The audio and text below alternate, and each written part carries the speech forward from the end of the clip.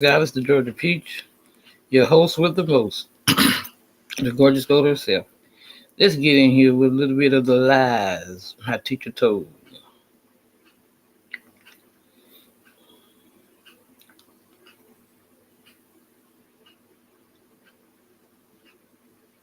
The Western advantage in military technology is still a burning issue.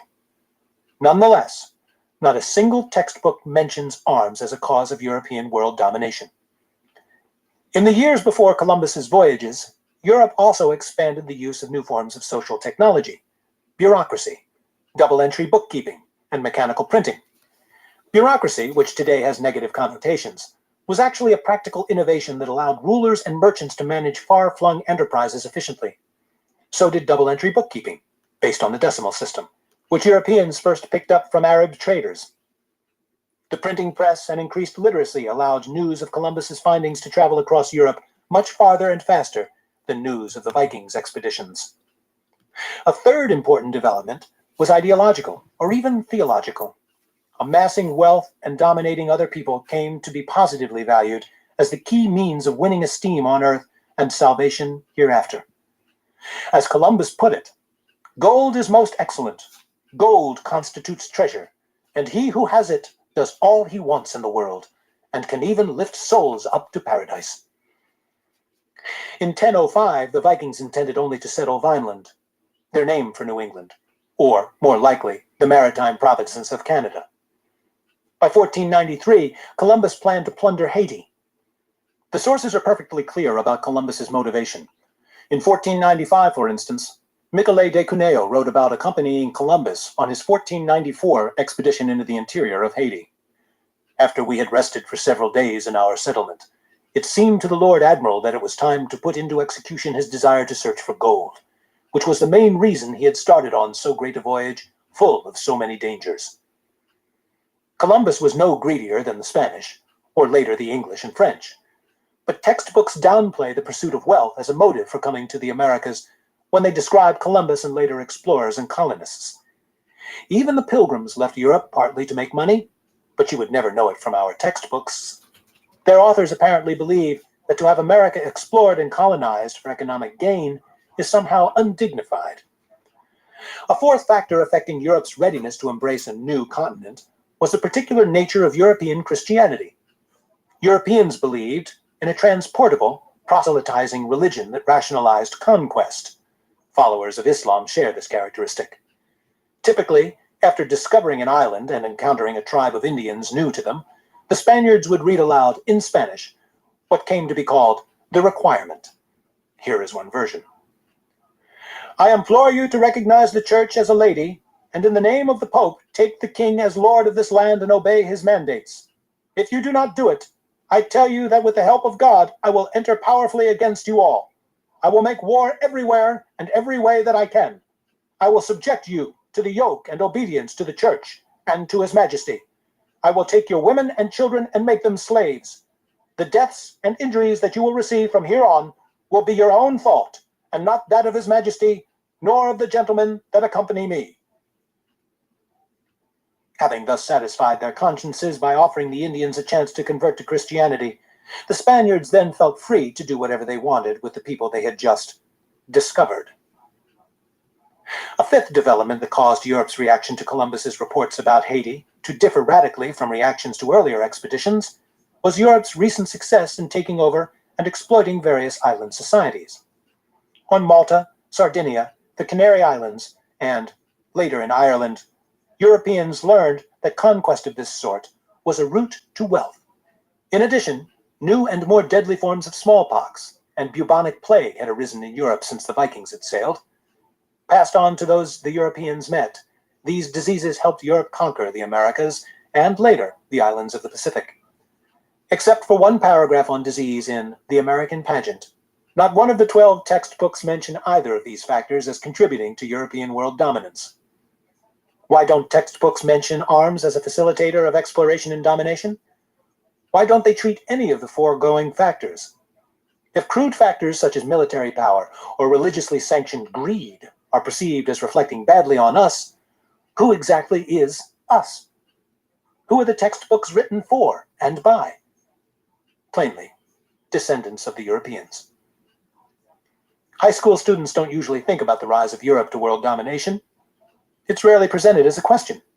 It seems natural, a given, not something that needs to be explained. Deep down, our culture encourages us to imagine that we are richer and more powerful because we're smarter. Of course, there are no studies showing Americans to be more intelligent than, say, Iraqis. Still, since textbooks don't identify or encourage us to think about the real causes, we're smarter festers as a possibility. Also left festering is the notion that it's natural for one group to dominate another. While history brims with examples of national domination, it also is full of counterexamples. The contact between Norse and Indians around AD 1000, for example, though mostly unfriendly, was not marked by domination. The triracial Native American societies that developed after 1492, from Martha's Vineyard, Massachusetts through Florida to Ecuador, also offer evidence that domination is not natural, but cultural.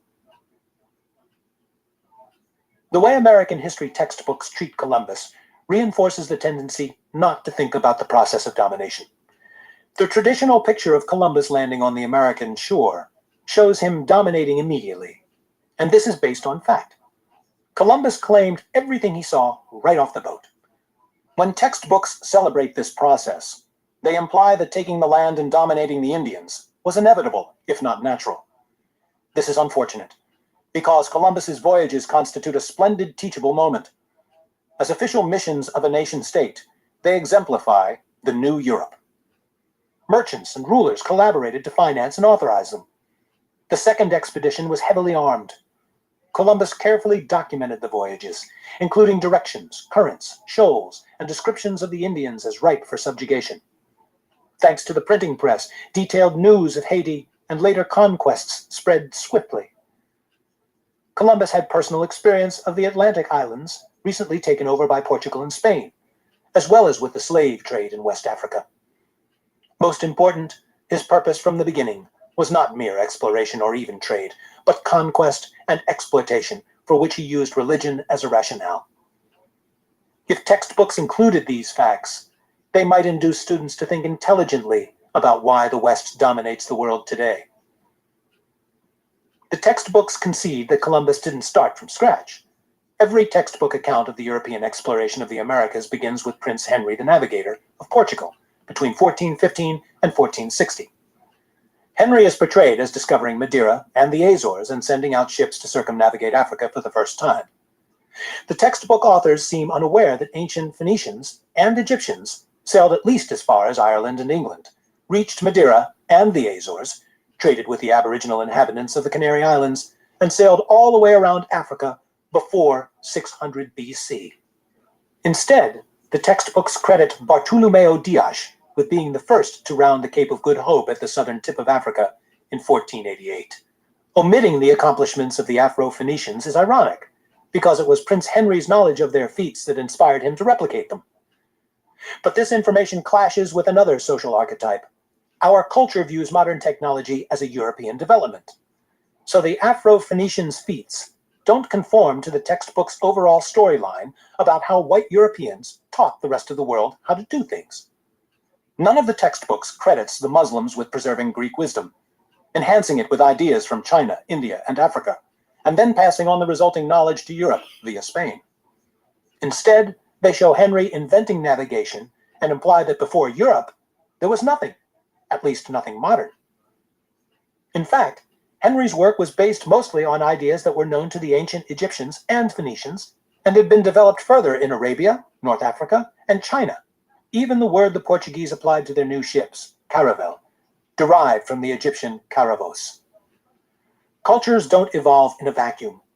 Diffusion of ideas is perhaps the most important cause of cultural development. Contact with other cultures often triggers a cultural flowering. Anthropologists call this phenomenon efflorescence. Children in elementary school learn that Persian and Mediterranean civilizations flowered in antiquity due to their location on trade routes. Here, with Henry at the dawn of European world domination, textbooks have a golden opportunity to apply this same idea of cultural diffusion to Europe. They squander it. Not only did Henry have to develop new instruments, according to the American way, But people didn't know how to build seagoing ships either. Students are left without a clue as to how Aborigines ever reached Australia, Polynesians reached Madagascar, or Afro-Phoenicians reached the Canaries. By people, Way means, of course, Europeans, a textbook example of Eurocentrism. These books are expressions of what anthropologist Stephen Jett calls the doctrine of the discovery of America by Columbus.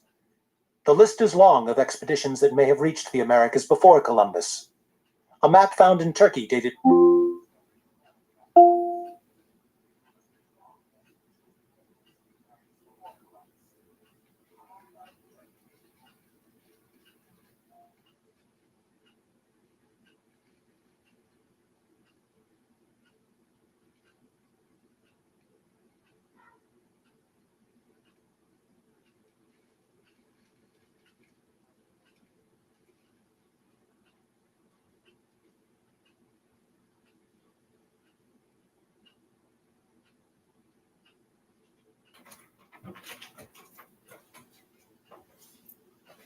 What the hell happened there?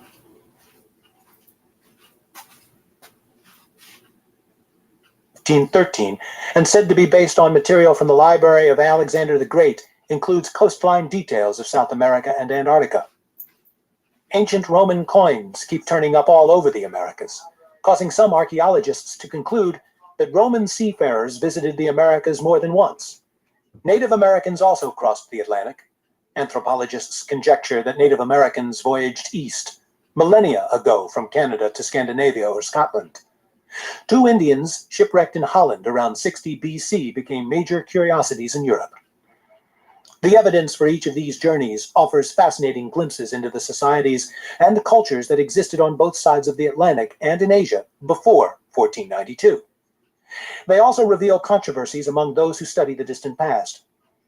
If textbooks allowed for controversy, they could show students which claims rest on strong evidence, which on softer ground. As they challenged students to make their own decisions as to what probably happened, they would also be introducing students to the various methods and forms: oral history, written records, cultural similarities, linguistic changes, human blood types, pottery, archaeological dating, plant migrations, that researchers use to derive knowledge about the distant past. Unfortunately, textbooks seem locked into a rhetoric of certainty. James West Davidson and Mark H. Little, co-authors of the textbook The United States, A History of the Republic, have also written After the Fact, a book for college history majors in which they emphasize that history is not a set of facts, but a series of arguments, issues, and controversies. Davidson and Little's high school textbook, however, like its competitors, presents history as answers, not questions. New evidence that emerges as archaeologists and historians compare American cultures with cultures of Africa, Europe, and Asia may confirm or disprove these arrivals. Keeping up with such evidence is a lot of work. It's easier to just retell the old familiar Columbus story. 7 of the 12 textbooks I studied at least mention the expeditions of the Norse. These daring sailors reached America in a series of voyages across the North Atlantic, establishing communities on the Faroe Islands, Iceland, and Greenland. The Norse colony on Greenland lasted 500 years, 982, circa 1500, as long as the European settlement of the Americas until now. From Greenland, a series of expeditions, some planned, some accidental, reached various parts of North America, including Baffinland, Labrador, Newfoundland, and possibly New England. Textbooks that mention the Viking expeditions minimize them. Land of Promise writes, they merely touched the shore briefly and sailed away. Perhaps the authors of Promise didn't know that around 1005, Thorfinn and Gudrid Karlsveni led a party of 65 or 165 or 265 homesteaders, the Old Norse sagas vary, with livestock and supplies to settle Vineland. They lasted 2 years. Gudrid gave birth to a son. Then conflict with Native Americans caused them to give up. This trip was no isolated incident. Norse were still exporting wood from Labrador to Greenland 350 years later. Some archaeologists and historians believe that the Norse got as far down the coast as North Carolina. The Norse discoveries remained known in Western Europe for centuries and were never forgotten in Scandinavia. Columbus surely learned of Greenland, and probably also of North America if he visited Iceland in 1477, as he claimed to have done. It may be fair to say that the Vikings' voyages had little lasting effect on the fate of the world. Should textbooks therefore leave them out? Is impact on the present the sole reason for including an event or fact? It cannot be, of course, or our history books would shrink to 20-page pamphlets. We include the Norse voyages, not for their ostensible geopolitical significance, but because including them gives a more complete picture of the past. Moreover, if textbooks would only intelligently compare the Norse voyages to Columbus's second voyage, they would help students understand the changes that took place in Europe between 1000 and 1493. As we shall see, Columbus's second voyage was 10 times larger than the Norse attempts at settlement. The new European ability to mobilize was in part responsible for Columbus's voyages taking on their awesome significance. Although seafarers from Africa and Asia may also have made it to the Americas, they never make it into history textbooks. The best known are the voyages of the Afro-Phoenicians, probably launched from Morocco, but ultimately from Egypt, that are said to have reached the Atlantic coast of Mexico in about 750 BC. Organic material associated with colossal heads of basalt that stand along the eastern coast of Mexico has been dated to around 750 BC. The stone heads are realistic portraits of West Africans, according to the anthropologist Ivan van Sertima, who has done much to bring these images into popular consciousness. Around the same time, Indians elsewhere in Mexico created small ceramic and stone sculptures of what seemed to be Caucasoid and Negroid faces. As Alexander von Wuthenau, who collected many such terracotta statues, put it, "It is contradictory to elementary logic and to all artistic experience that an Indian could depict in a masterly way the head of a Negro or of a white person without missing a single racial characteristic unless he had seen such a person." Although some scholars have dismissed the Caucasoid images as stylized Indian heads and the Negroid faces as representing jaguars or human babies, the faces nonetheless stare back at us, steadfastly Caucasoid or Negroid, hard to explain away.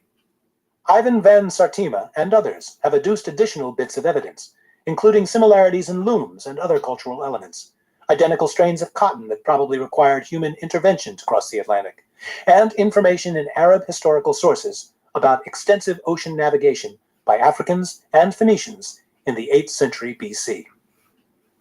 What is the importance today of these African and Phoenician predecessors of Columbus? Like the Vikings, they provide a fascinating story, one that can hold high school students on the edge of their seats. We might also realize another kind of importance by contemplating the particular meaning of Columbus Day. Italian Americans infer something positive about their national character from the exploits of their ethnic ancestors. The American sociologist George Homans once quipped, explaining why he had written on his own ancestors in East Anglia rather than on some larger group elsewhere, "They may be humans, but not homins." Similarly, Scandinavians and Scandinavian Americans have always believed the Norse sagas about the Vikings, even when most historians did not, and finally confirmed them by conducting archaeological research in Newfoundland. If Columbus is especially relevant to Western Europeans and the Vikings to Scandinavians, what is the meaning to African Americans of the pre-Columbian voyagers from Africa? After visiting the von Wuthenau Museum in Mexico City, the Afro-Carib scholar Tiho Narva wrote, "With his unique collection surrounding me, I had an eerie feeling that veils obscuring the past had been torn asunder. Somehow, upon leaving the museum, I suddenly felt that I could walk taller for the rest of my days." Van Sertima's book is in its 16th printing, and he is lionized by Black undergraduates across America. Rap music groups chant, "But we already have been there," in verses about Columbus.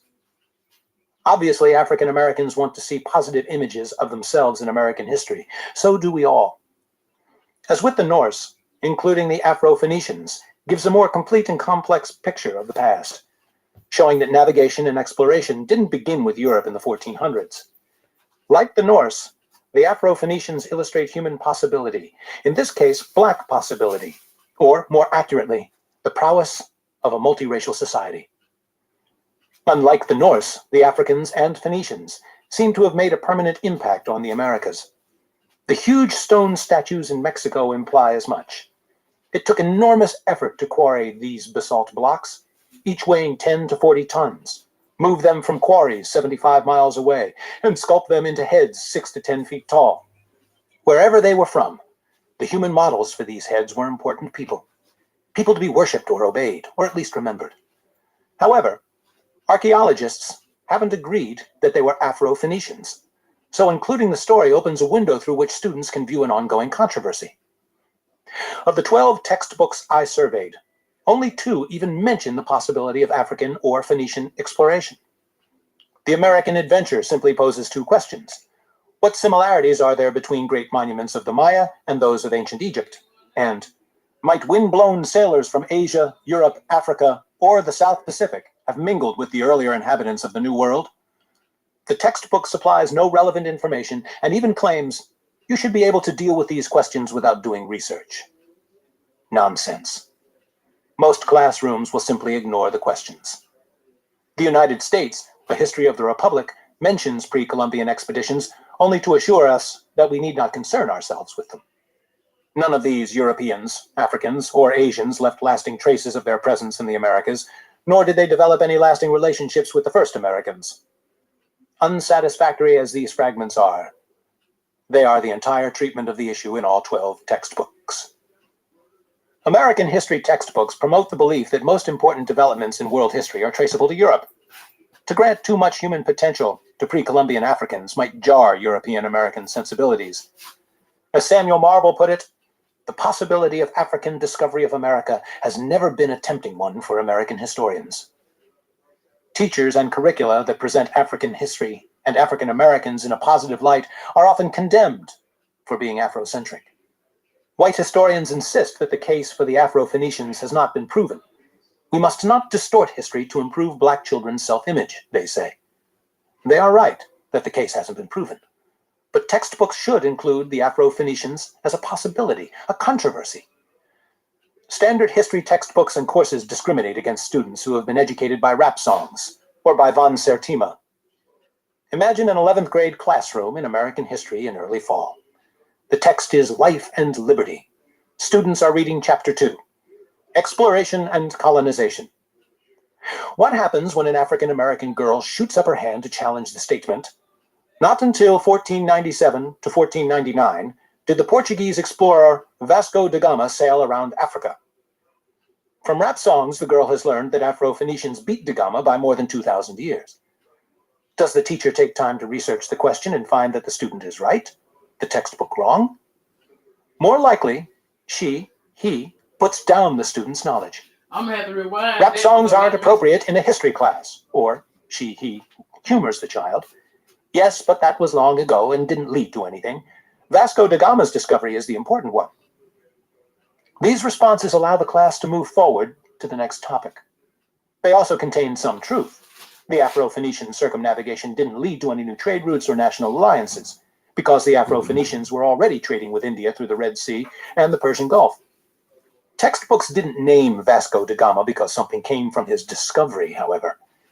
They name him because he was white. 2 pages later, Life and Liberty tells us that Hernando de Soto discovered the Mississippi River. Of course, it had been discovered and named Mississippi by ancestors of the Indians, who were soon to chase de Soto down it. Textbooks portray de Soto in armor, not showing that by the time he reached the river, his men and women had lost almost all their clothing in a fire set by Indians in Alabama and were wearing replacements woven from reeds. De Soto's discovery had no larger significance and led to no trade or white settlement. His was merely the first white face to gaze upon the Mississippi.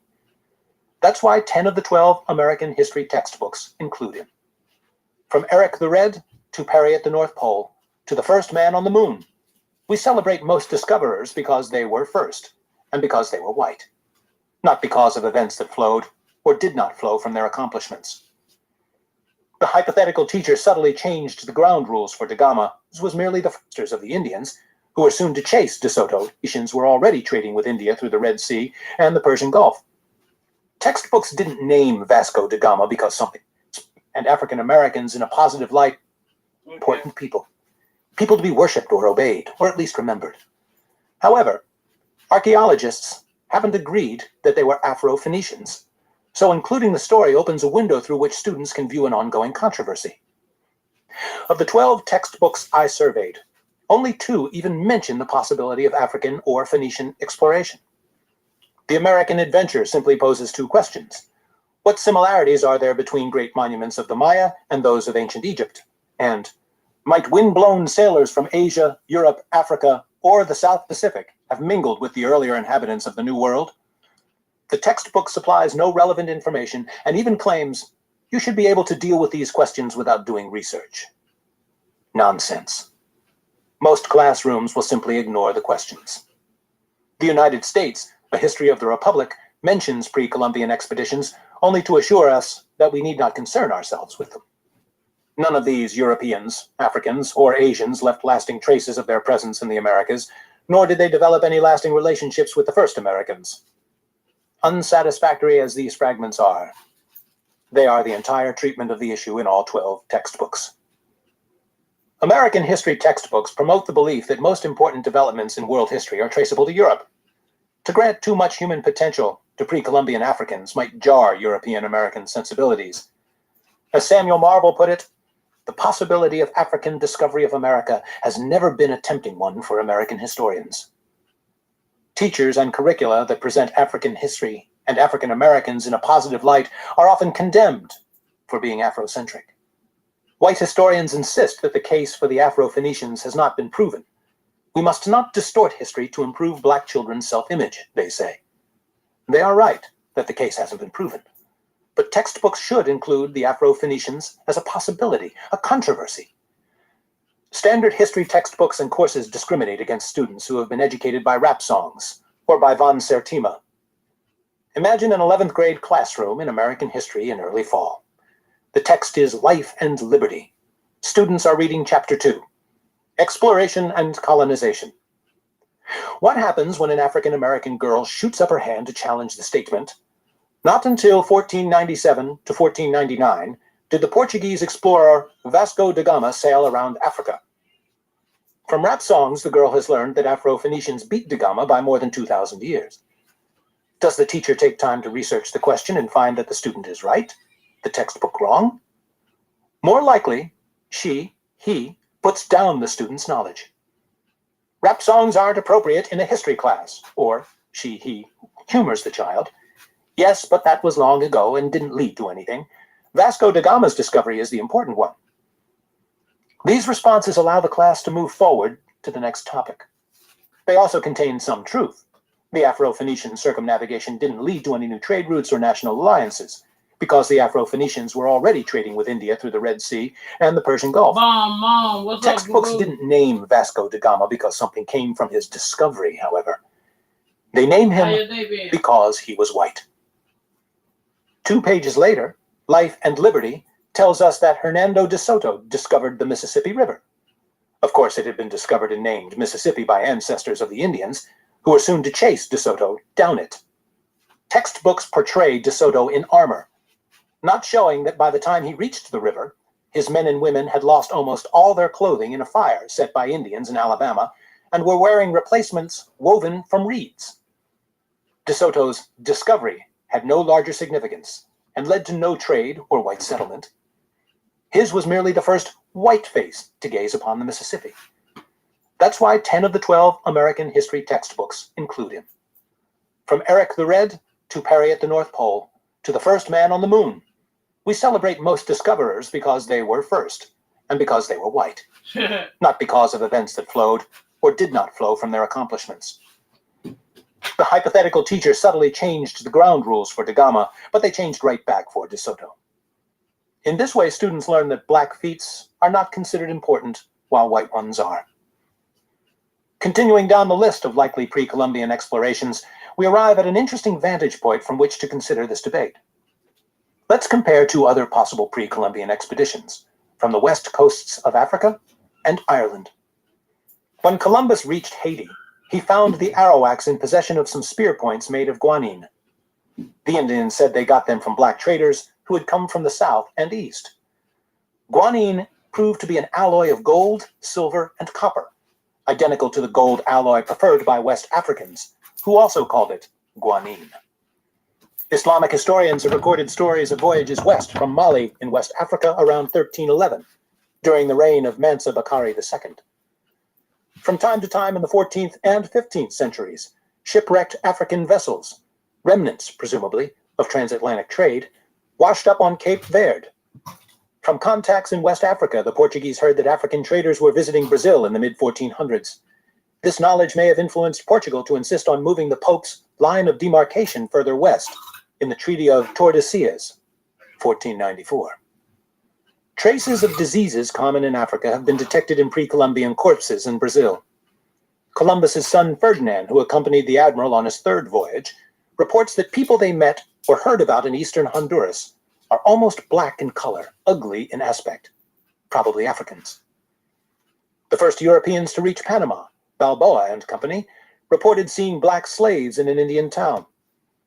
Indians said they had captured them from a nearby black community. Oral history from Afro-Mexicans contains tales of pre-Columbian crossings from West Africa. In all, then, data from diverse sources suggest that pre-Columbian voyages from West Africa to America were probable. In contrast, the evidence for an Irish trip to America comes from only one side of the Atlantic. Irish legends written in the 9th or 10th century tell of an abbot and 17 monks who journeyed to the promised land of the saints during a 7-year sojourn in a leather boat centuries earlier. The stories include details that are literally fabulous. Each Easter, the priest and his crew supposedly conducted mass on the back of a whale. They visited a pillar of crystal, perhaps an iceberg, and an island of fire. We cannot simply dismiss these legends, however. When the Norse first reached Iceland, Irish monks were living on the island, whose volcanoes could have provided the island of fire. How do American history textbooks treat these two sets of legendary voyagers? 5 of the textbooks admit the possibility of an Irish expedition. The Challenge of Freedom gives the fullest account. Some people believe that Irish missionaries may have sailed to the Americas hundreds of years before the first voyages of Columbus.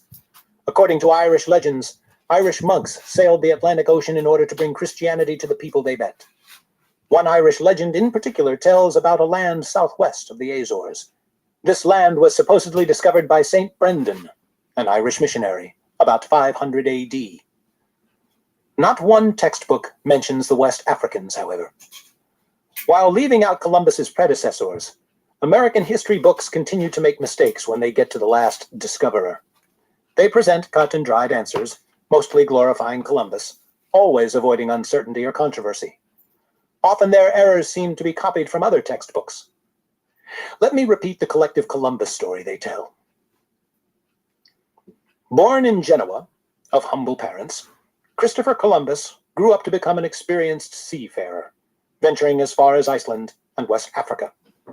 His adventures convinced him that the world must be round, and that the fabled riches of the East, spices and gold, could be had by sailing west, superseding the overland routes, which the Turks had closed off to commerce. To get funding for his enterprise, he beseeched monarch after monarch in Western Europe. After at first being dismissed by Ferdinand and Isabella of Spain, Columbus finally got his chance when Isabella decided to underwrite a modest expedition. Columbus outfitted 3 pitifully small ships, the Nina, the Pinta, and the Santa Maria, and set forth from Spain. After an arduous journey of more than 2 months, during which his mutinous crew almost threw him overboard, Columbus discovered the West Indies on October 12, 1492.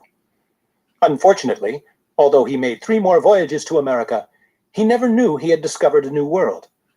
Columbus died in obscurity, unappreciated and penniless. Yet without his daring, American history would have been very different, for in a sense, he made it all possible. Textbooks get the date right and the names of the ships. Most of the rest that they tell us is untrustworthy. Many aspects of Columbus's life remain a mystery. He claimed to be from Genoa, Italy, and there is evidence that he was. There is also evidence that he wasn't. Columbus didn't seem to be able to write in Italian, even when writing to people in Genoa. Some historians believe he was Jewish, a converso, or convert to Christianity, probably from Spain. Spain was pressuring its Jews to convert to Christianity or leave the country. He may have been a Genoese Jew. Still, other historians claimed he was from Corsica, Portugal, or elsewhere. What about Columbus's social class background? One textbook tells us he was poor, the son of a poor Genoese weaver, while another assures us he was rich, the son of a prosperous wool weaver. Each is certain, but people who have spent years studying Columbus say we cannot be sure. We don't even know for certain where Columbus thought he was going. Evidence suggests he was seeking Japan, India, and Indonesia. Other evidence indicates he was trying to reach new lands to the west. Historians have asserted each viewpoint for centuries, because India was known for its great wealth, Las Casas points out. It was in Columbus's interest to induce the monarchs, always doubtful about his enterprise, to believe him when he said he was setting out in search of a western route to India. After reviewing the evidence, Columbus's recent biographer, Kirkpatrick Sale, concluded, "We will likely never know for sure." Sale noted that such a conclusion is not very satisfactory for those who demand certainty in their historical tales. Predictably, all our textbooks are of this type. All know he was seeking Japan and the West Indies. Thus, authors keep their readers from realizing that historians do not know all the answers. Hence, history is not just a process of memorizing them. The extent to which textbooks sometimes disagree, particularly when each seems so certain of what it declares, can be pretty scary. What was the weather like during Columbus's 1492 trip? According to Land of Promise, his ships were storm-battered, but American Adventures says they enjoyed peaceful seas. How long was the voyage? After more than 2 months at sea, according to the Challenge of Freedom, the crew saw land, but the American Adventure says the voyage lasted nearly a month. What were the Americas like when Columbus arrived? Thickly peopled, in one book quoting Columbus, thinly spread, according to another. To make a better myth, American culture has perpetuated the idea that Columbus was boldly forging ahead while everyone else, even his own crew, imagined the world was flat. The American Pageant is the only textbook that still repeats this hoax. The superstitious sailors grew increasingly mutinous, according to the pageant, because they were fearful of sailing over the edge of the world. In truth, few people on both sides of the Atlantic believed in 1492 that the world was flat. Most Europeans and Native Americans knew the world to be round. It looks round. It casts circular shadow on the moon. Sailors see its roundness when ships disappear over the horizon. Hull first, then sails. Washington Irving wins credit for popularizing the flat earth fable in 1828. In his best-selling biography of Columbus, Irving described Columbus's supposed defense of his round earth theory before the flat earth savants at Salamanca University. Irving himself surely knew the story to be fiction. He probably thought it added a nice dramatic flourish and would do no harm. But it does. It invites us to believe that the primitives of the world, admittedly including pre-Columbian Europeans, had only a crude understanding of the planet they lived on, until aided by a forward-thinking European. It also turns Columbus into a man of science who corrected our faulty geography. Intense debunking of the flat earth legend by professional historians has made an impact. Yet even the 11 textbooks that don't repeat Irving's fiction choose wholly ineffectual words to counter it. This passage from Triumph of the American Nation exemplifies the problem. Convinced that the earth was round, a knowledge shared by many informed people of the day, Columbus believed that if he sailed far enough to the west, he would reach Asia. To be sure, the minor subordinate clause quietly notes that not everyone, perhaps not even most people, believed in flat earth geography. But the main subordinate clause and the primary clause emphasize Columbus's own belief that the earth was round. The sentence makes little sense unless the reader infers that Columbus's belief was unusual. I have talked not only with students, but also with teachers who have read textbooks like Triumph. Inspiration, as these enlightened sages set attractor energy fields in place that influence all of mankind. At this level, there is no longer the experience of an individual personal self separate from others. Rather, there is an identification of self with consciousness and divinity. Divinity immanent is realized as self beyond mind. This is near the peak of the evolution of consciousness in the human realm. Great teachings uplift the masses and raise the level of awareness of all humanity. To have such vision is called grace, and the gift it brings is infinite peace that is ineffable and beyond words. At this level of realization, the sense of one's existence transcends all time and all individuality. There is no longer any identification with the physical body as me, and therefore its fate is of no concern. The body is seen as merely a tool of consciousness through the intervention of mind, with its prime value being that of communication. The self merges back into the self. This is the level of non-duality or complete oneness. There is no localization of consciousness. Awareness is equally present everywhere. Great works of art depicting individuals who have reached the level of enlightenment often show the teacher with a specific hand position called a mudra, wherein the palm of the hand symbolically radiates benediction. This is the act of the transmission of this energy field to the consciousness of mankind, which is also depicted by a halo. This is the level of divine grace, which can potentially evolve up to 1000, the highest level attained by any persons who have lived in recorded history, such as the great avatars for whom the title Lord is appropriate: Lord Krishna, Lord Buddha, Lord Jesus Christ, and Zoroaster. Discussion. Beyond bliss are the levels of the great mystics, whereby knowingness is the consequence of the presence of divinity as self, God immanent. The distinction of God as immanent versus transcendent is a theological, intellectual, conceptual distinction. The presence of self constitutes the classic Purusha, or radiance of self as source.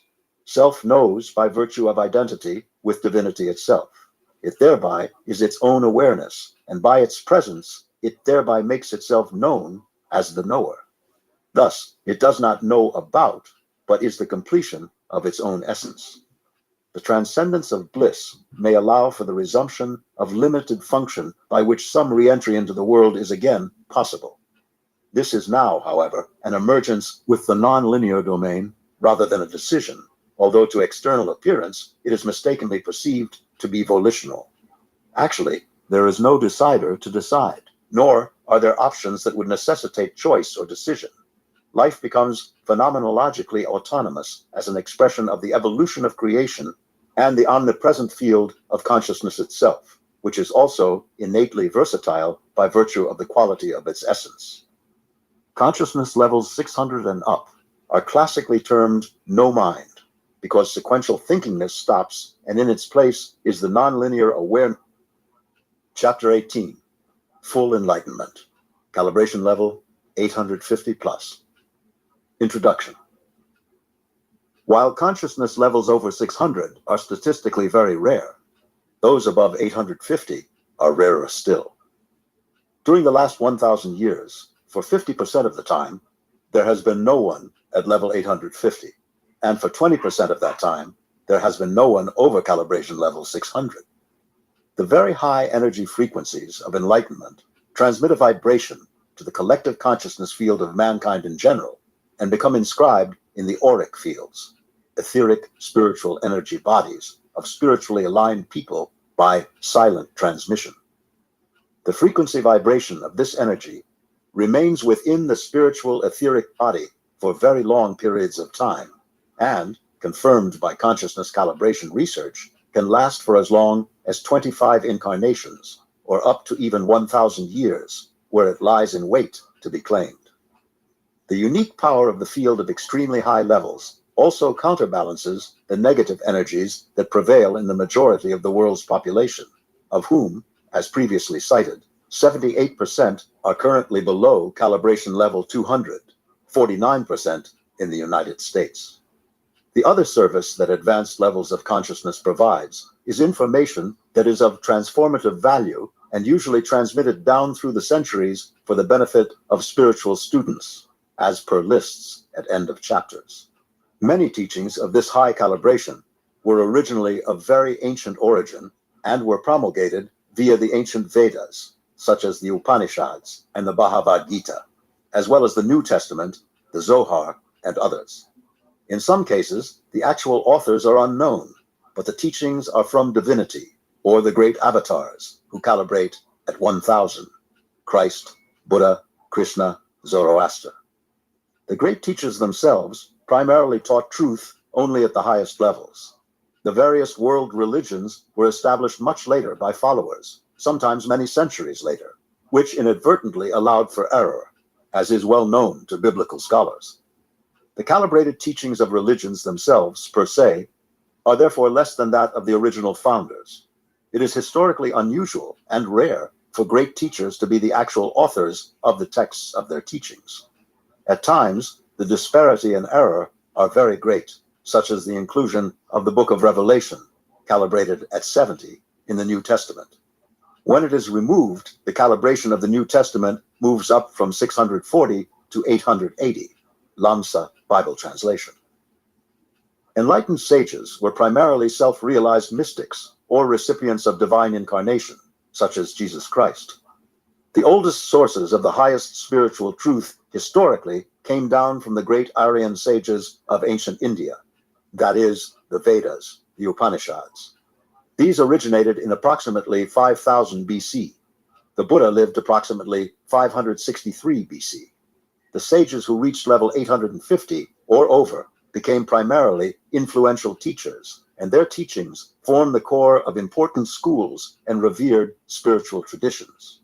Thus, a major teaching retains its intrinsic value over many centuries.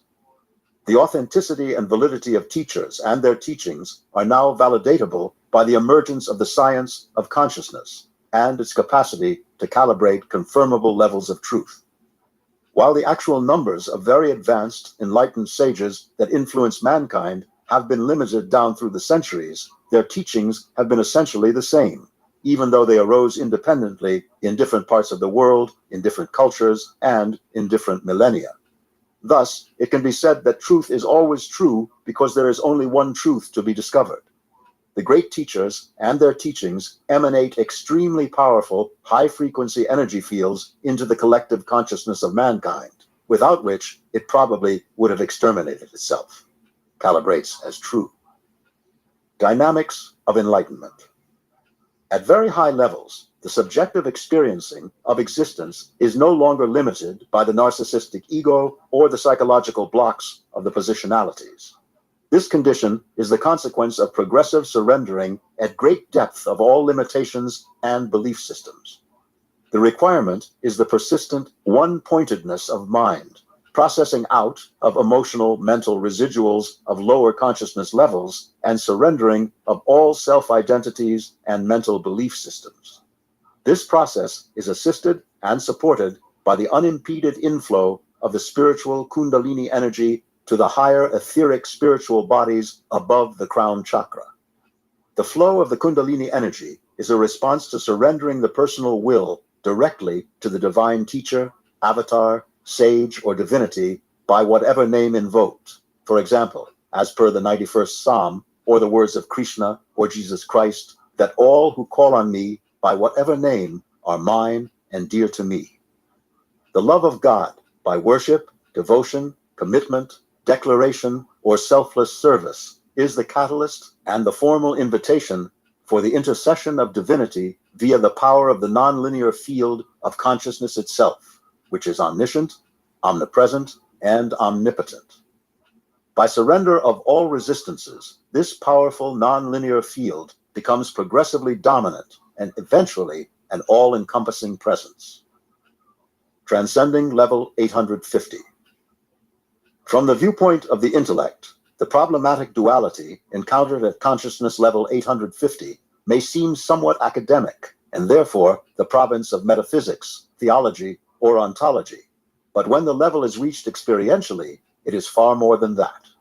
It is a very major step with very major differences in the outcome, because spiritual devotees who reach this level have often been influenced by misinterpretations of the teachings of the Buddha that misidentify the meaning of void and believe that the nothingness, void, is the ultimate state, which it decidedly is not, as determined by both consciousness calibration research and subjective experience.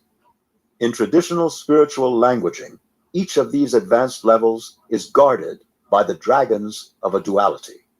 This is especially true at level 850, where the presenting limitation to be transcended is the conundrum of the seeming opposites, alternatives, of whether the ultimate reality is allness versus nothingness, or is existence versus non-existence.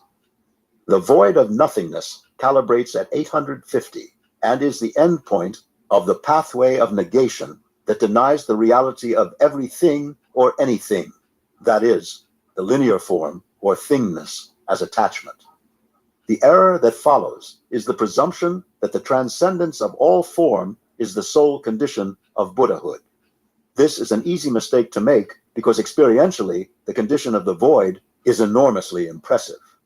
As it unfolds, it is ineffable, infinite, timeless, oneness, all-encompassing, still, silent, unmoving, and strangely inclusive of the awareness of non-awareness that precludes even beingness or existence.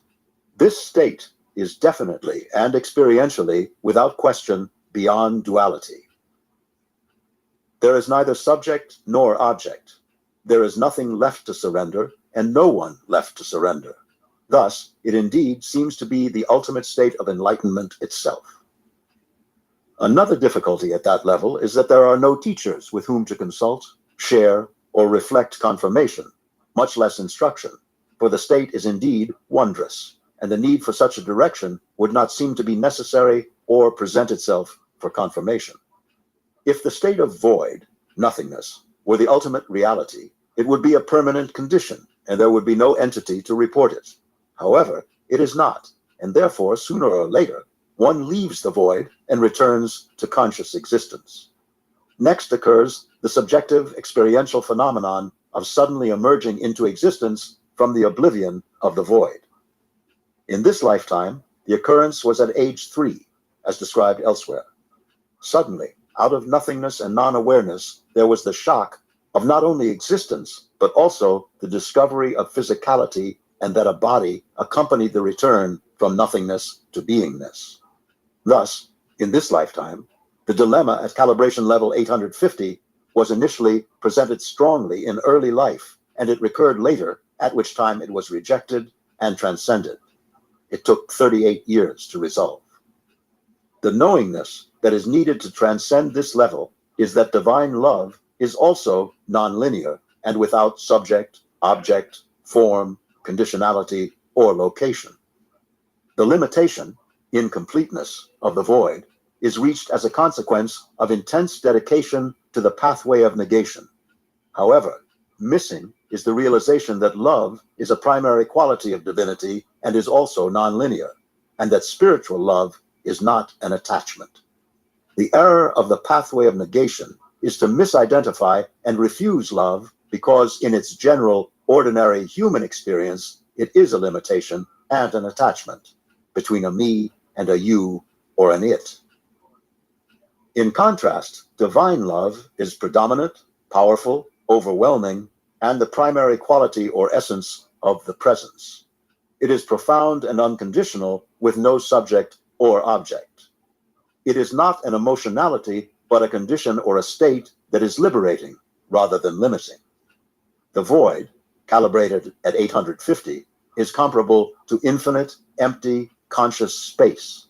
In contrast, the presence of divinity is like the heart of the sun. There is no mistaking it, for the love is realized as the very core and source of one's primary self. Clarification of the problems of the void. Advantaged by the advent of consciousness calibration research, plus subjective experience, the misunderstanding of the subject of the void can be further clarified. The confusion arises from the pathway of negation as well as from the terminology ascribed to alleged statements by the Buddha, who advised to not use the term God due to widespread misinformation about the true nature of divinity. To assist understanding, the downloaded calibrations are very useful. As can be seen from the list, calibration level 850 denotes identification with attributes, qualities, or characteristics of divinity, but not divinity itself. Thus, allness, omnipotence, nonlinearity, oneness, etc., are qualities of divinity, but still lack the core identity, which is conscious awareness of God as divinity, and thus the creator of the seen and unseen, the linear and the nonlinear, and the source of love and consciousness awareness. The teachings of the Buddha were ostensibly worded to avoid preconceptions about the term God, but because the Buddha calibrated at 1000, he therefore was indeed God realized. The transition from calibration level 850 to 1000 is the consequence of rejection of the void as the ultimate reality and affirmation of the realization that the source of the enlightened states is divinity as God, which is inclusive of all the attributes that calibrate at 850 plus God as infinite love. Full enlightenment realizes the presence as God and divinity as the source and essence of life, creation, consciousness awareness, and existence. God is therefore descriptively omnipotent, omniscient, and omnipresent, and both immanent and transcendent, as well as manifest and unmanifest, the Godhead. Calibration level 1000 is the ultimate state possible within the human domain. Calibrates as true. Transcending the void. While spiritual students may consider that the problem inherent to the very advanced, extremely high-level problem of transcending the void is not likely to be a challenge in this lifetime, they can be quite mistaken, for any student can suddenly find oneself at an extremely high level with no advance warning. Thus, all students should be instructed ahead of time as how to handle very advanced states of consciousness. It is not just a catchy phrase that says that heaven and hell are only 1/10 of an inch apart. One can, in fact, go from the very depths of hell to the most extremely advanced states, as described in the subjective experience of the author in previous works. One reason for the seemingly endless delays on the way to enlightenment is doubt, which should be surrendered as a resistance. It is important to know that it is actually extremely rare for a human to be committed to spiritual truth to the degree of seriously seeking enlightenment, and those who do make the commitment do so because they are actually destined for enlightenment. At this time, spiritual evolution is proceeding at an ever-exhilarating pace, and spiritual information never before available is now readily accessible. The progress of a spiritual student of today is already accelerated and advantaged by access to spiritual information that in past times was limited to the very select few. Spiritual progress does not follow in convenient, definable, progressive steps, as a description such as this on transcending the levels of consciousness might seem to imply. On the contrary, unexpected great leaps may very well occur at any time, and all students should be advantaged by having the necessary information of what to know at certain points along the way. The knowledge that is needed at the end is essential right from the beginning. To know what is necessary to know in order to reach divine states accelerates progress. Otherwise, there is an unconscious resistance of fear due to ignorance. This fear is overcome by the acquisition of the necessary understanding. Therefore, there is nothing left to fear, and all fear is an illusion. A knowingness that is also required at very advanced states. Any student who is serious about spiritual alignment and devotion to God, to love, to truth, to fellow humanity, or to the alleviation of human suffering, or in all sentient beings, is already very far advanced. Consistent application of any spiritual principle can unexpectedly result in a very major and sudden leap to unanticipated levels.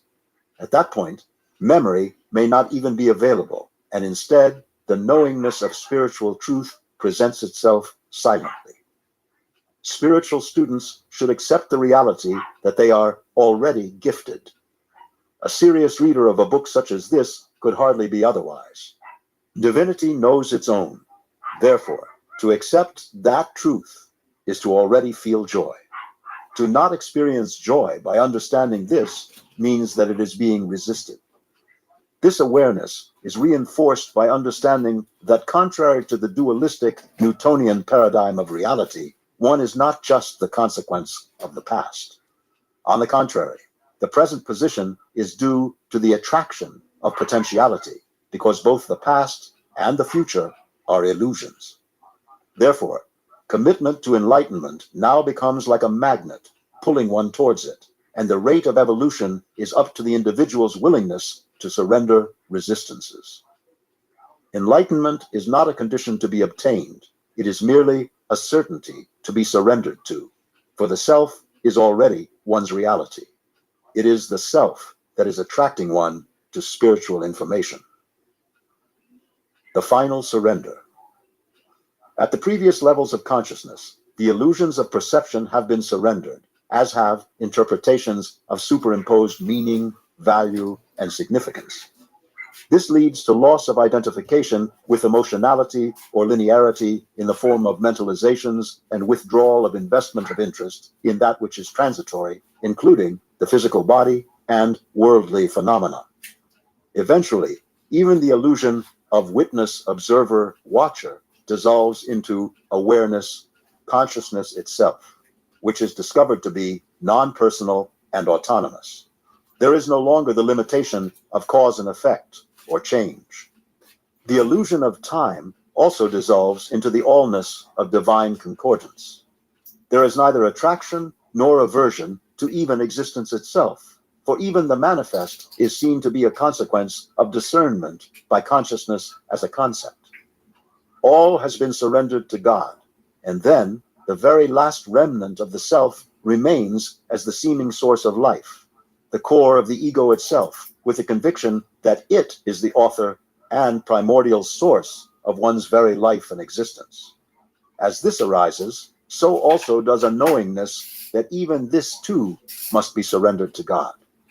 This last barrier is signaled by a sudden burst of the last remaining fear, which is very strong and intense, the very basic fear of death. Then arises a knowingness, which has been nascent in the spiritual aura, that all fear is an illusion and death is not a possibility. Then, as a consequence of faith and devotion, the last illusion is surrendered. Next emerges the literal, actual, feared sensation of dying, a brief but very intense agony, because unlike physical death, it has never been faced before. That is the only and final death possible. As the agony dies away, there is an emergence into the revelation of the infinite glory of divinity. The last vestige of the ego mind disappears into the silence of the presence. The stunning perfection and beauty of the allness of creation as divinity radiates forth, and all is still beyond all time. Gloria in excelsis Deo is the state itself. Section 5. Overview. Spiritual transformation. The progression of the evolution of consciousness is accelerated by the combination of intention plus attention. In worldly terms, the process is explicable as the Heisenberg principle, whereby the potentiality is activated to actuality by the introduction of consciousness and intention. This explanation applies to the mechanics of the phenomenon and is termed the collapse of the wave function, the consequence of which then appears as emergence. In mathematics, the transition from the Schrödinger time-dependent and time-independent equations to their resolution as the Dirac equations. While the scientific model is very interesting, informative, and confirmative of the effect of consciousness, it does not take into account the relative power of the observer's level of consciousness. Chapter 21, Transcending the Mind. Introduction.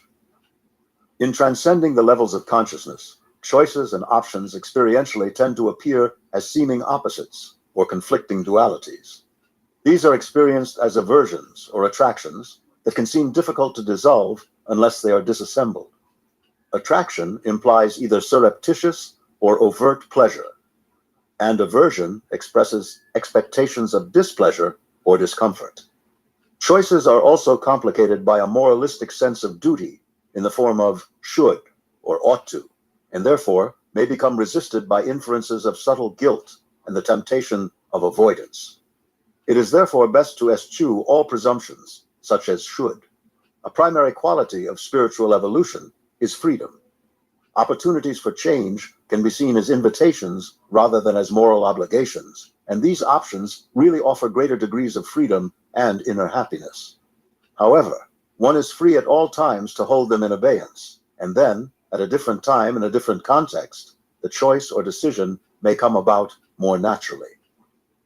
Seeming obstacles along the path consist of two components. 1, a seemingly attractive payoff or pleasure, and 2, fear of its presumptive alternative, that is, lack of pleasure.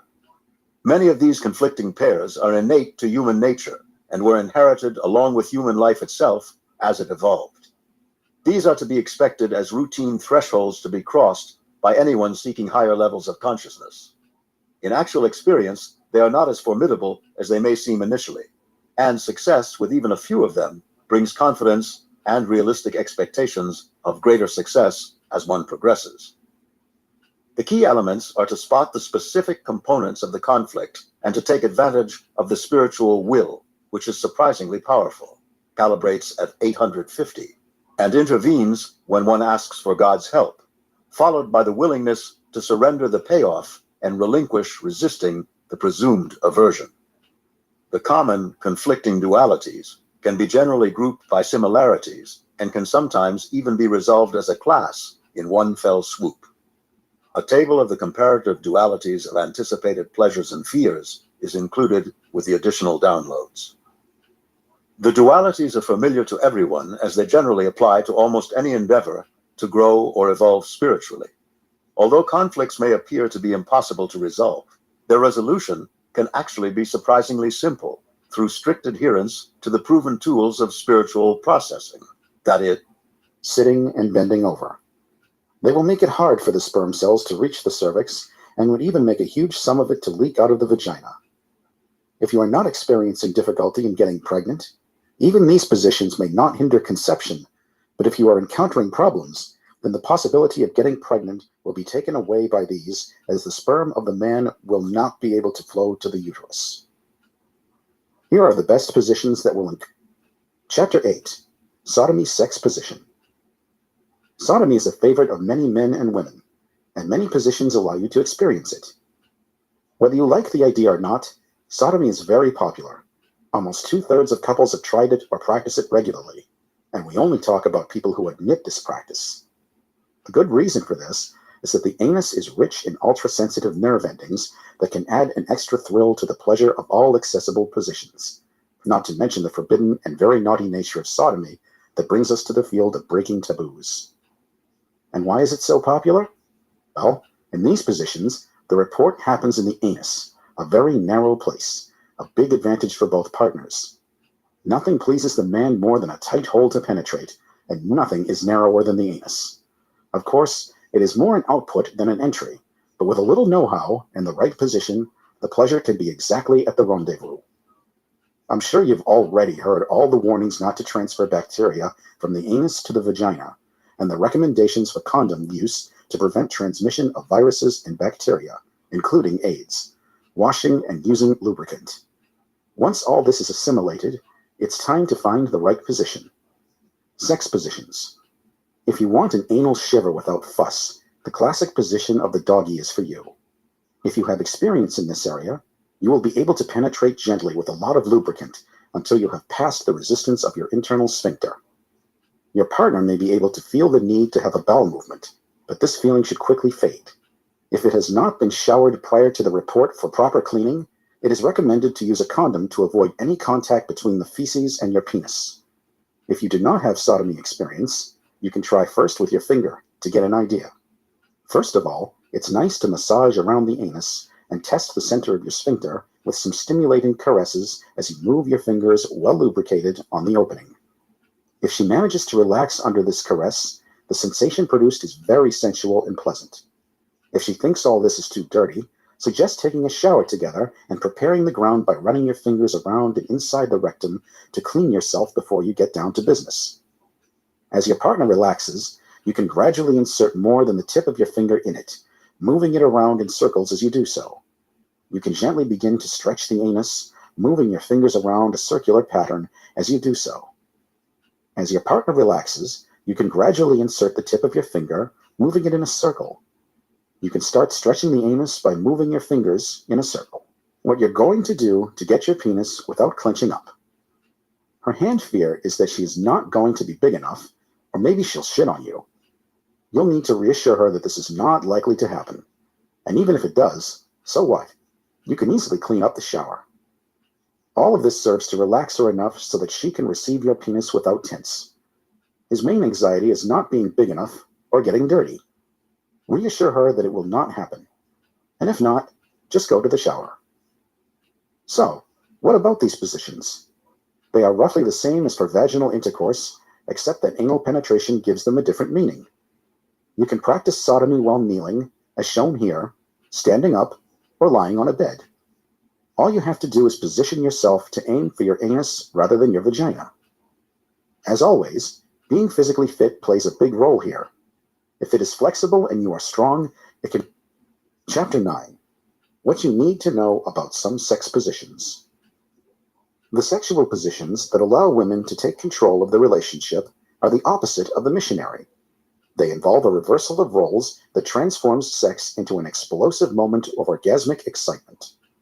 These positions allow both partners to experience the other penchant of their nature. For the woman, her dominant and authoritarian side. For the man, his passive and submissive side. These positions are exciting not only through this role exchange, but also because they allow certain things that others cannot bring you.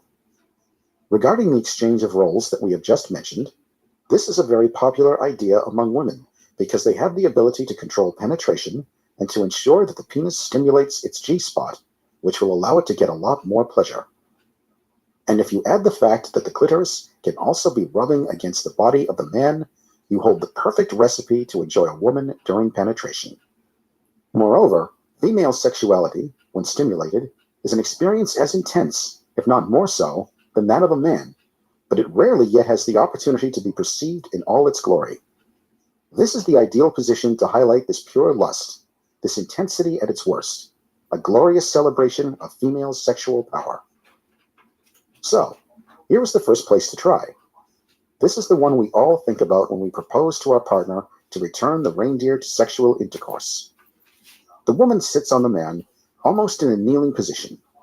He can extend his legs or hold them slightly bent, which increases the contact with the woman's body and can increase the excitement while her testicles are pressed against the vulva. She can lean forward or back in the position that best benefits her vagina and the penis of her partner. The angle of the two will determine which of these options brings the most pleasure. But if you are a man with a strong erection that stays well along your belly, then you will not be able to appreciate the position shown here, with the woman leaning backwards. That would bend your penis a little way too uncomfortable. You can see how far your couple can go, but they will probably want more than you in this position because it compresses your penis on very sensitive areas of the vagina, those stimulated most by the back and forth. The following photos show another variation on the same theme. This is the position that will suit you both when you feel very close and sensual.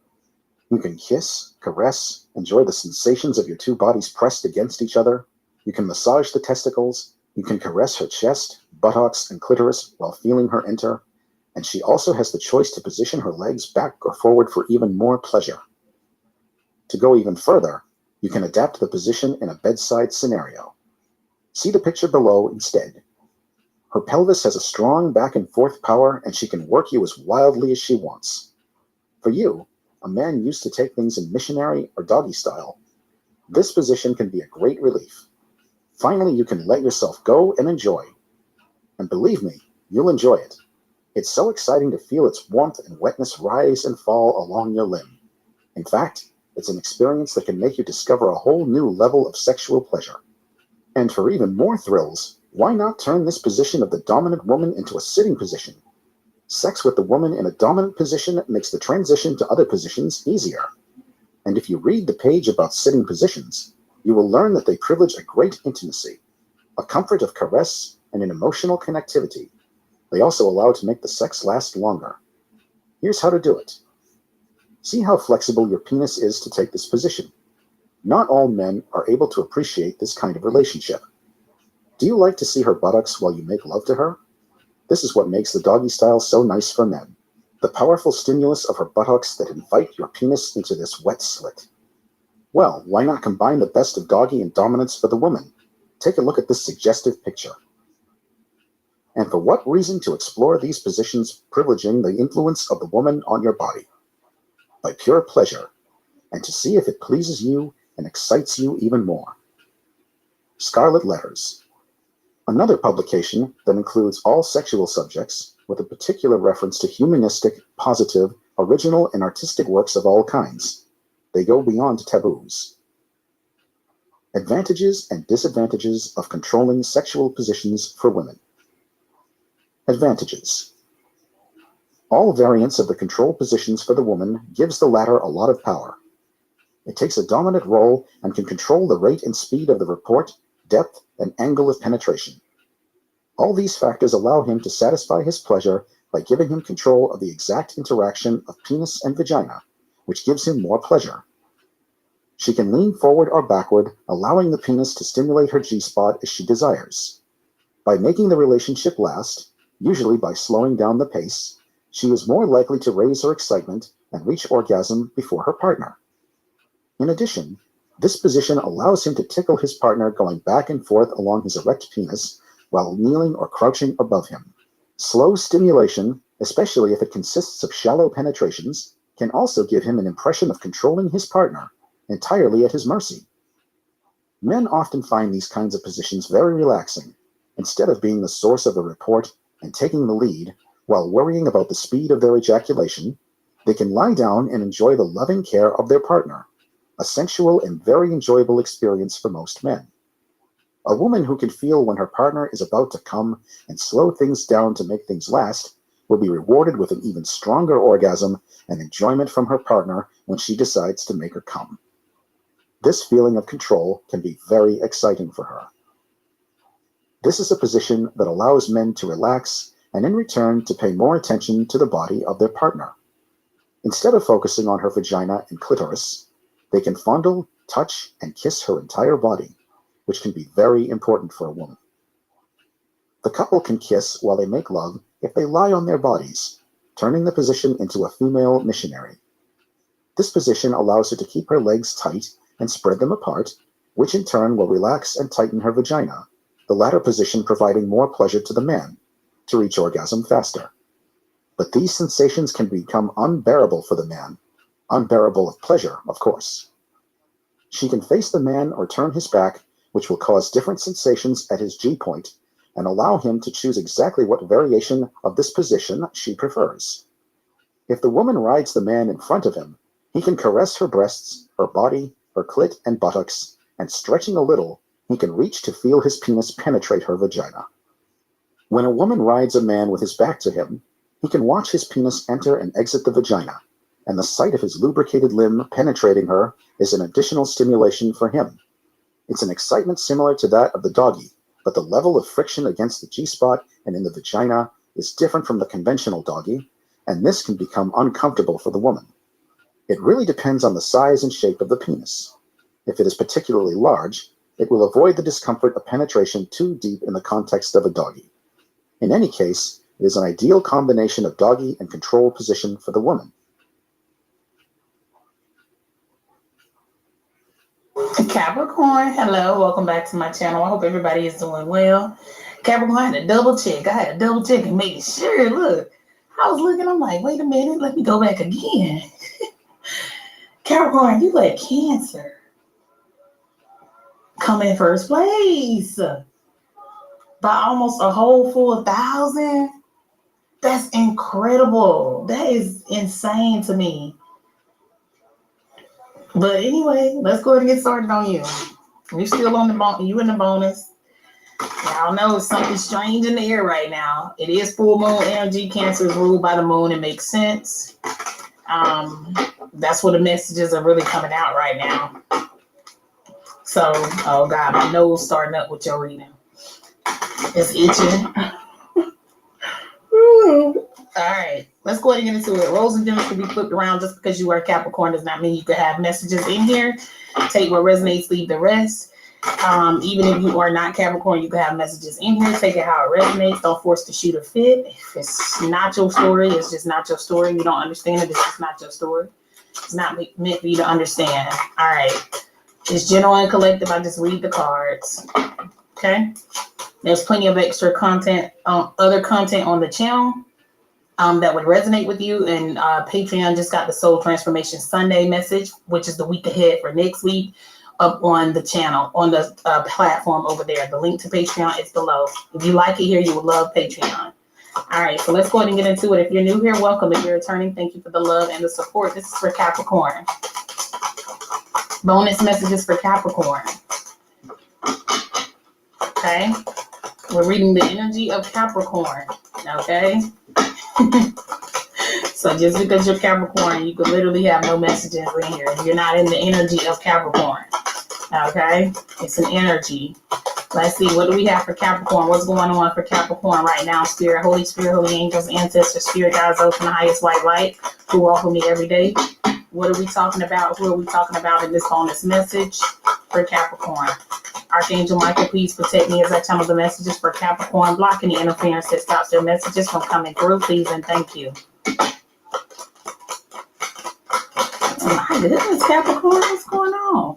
Message of concern. Okay. Let's see. What's going on for Capricorn? I just thought about Cancer is your opposite. Okay. So something could be going on with that. Take it how it resonates. You got change. Okay. Wow.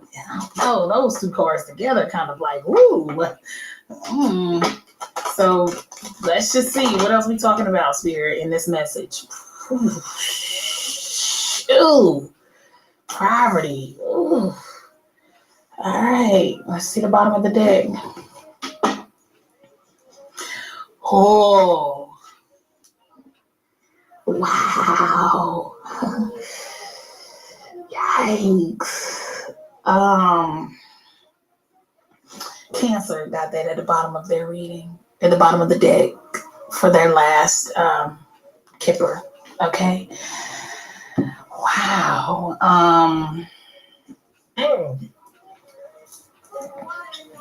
So you got message of concern, change, poverty, coffin.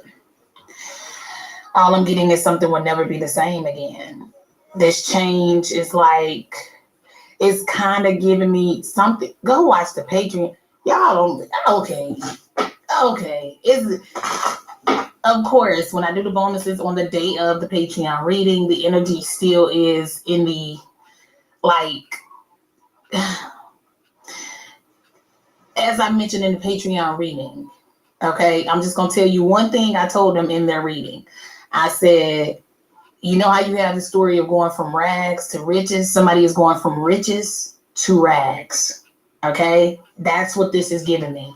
Somebody here could be getting a message of concern, and they're going into poverty. Their change is going into poverty, and it's because somebody else is going away. They're either dying or they're going to prison for life or whatever. It's some kind of change kills somebody's current living circumstances. This could be actually be somebody who is rich and they're used to having a staff work for them going to prison where they have to be treated like a prisoner. Like it's something like that. They don't get to enjoy the greatness, like they don't get to enjoy the gravy of life anymore. They don't get to enjoy that anymore. Somebody is really about to experience this change. With this message of concern, somebody is going from a very significantly comfortable position to nothing. Somebody else could be going from nothing to a whole lot of something, but that ain't the message I'm getting, because the message is a message of concern, which means the comfortable person is getting a message that's uncomfortable. Okay, it's going to make them uncomfortable. Okay, the numbers 14, the number 9, the number 37, the number 19 could be significant. The number 5 could be significant. The number 10 could be significant. The number 1 could be significant. Okay, somebody could be seeing 10:10 on the clock. Okay, what do we have for Capricorn? So, like I said, it's crazy. Before we even flip this over, it came in my mind like, okay, Capricorn and Cancer are opposites. Something is going from one extreme to the other. Okay, that's it. It just is what it is. The way somebody knows life now is going to change. All right. You got helpful people here. All right. And you got take action. Patreon just got that. Thank you, Spirit, for confirming that again. They got that. Somebody has to take some kind of action, or some kind of action that was taken is why this is here like this. This could be listening to somebody else. This could be them and all involved. Whoever this could be, I'm telling you, this could be people who work for a crook. You feel me? That could be what it is too. It could be the whole staff. Somebody's whole staff could be, you're losing your job at the person going to prison, like that type of thing. It's the fall of a big person and everybody who is on the payroll, basically. That's what this is. So somebody needs to be taking action to make some kind of change here. That's what it looks like too. You know, make sure you on the winning team, Capricorn. I don't know where you at with it, but this is not looking good for somebody. Okay. And somebody was definitely going to prison in the Patreon reading. Okay.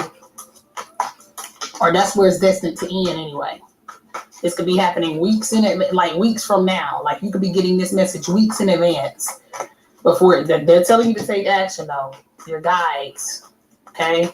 What do we have for Capricorn? Ooh, Lord. Ooh, yikes. Ooh. It's a change in the wind, Capricorn. It's a change in the wind. It's fated to happen. Wheel of Fortune, first card out. It's fated to happen, okay? It's fated to happen. Whatever this is, they're trying to tell you. They're trying to tell you.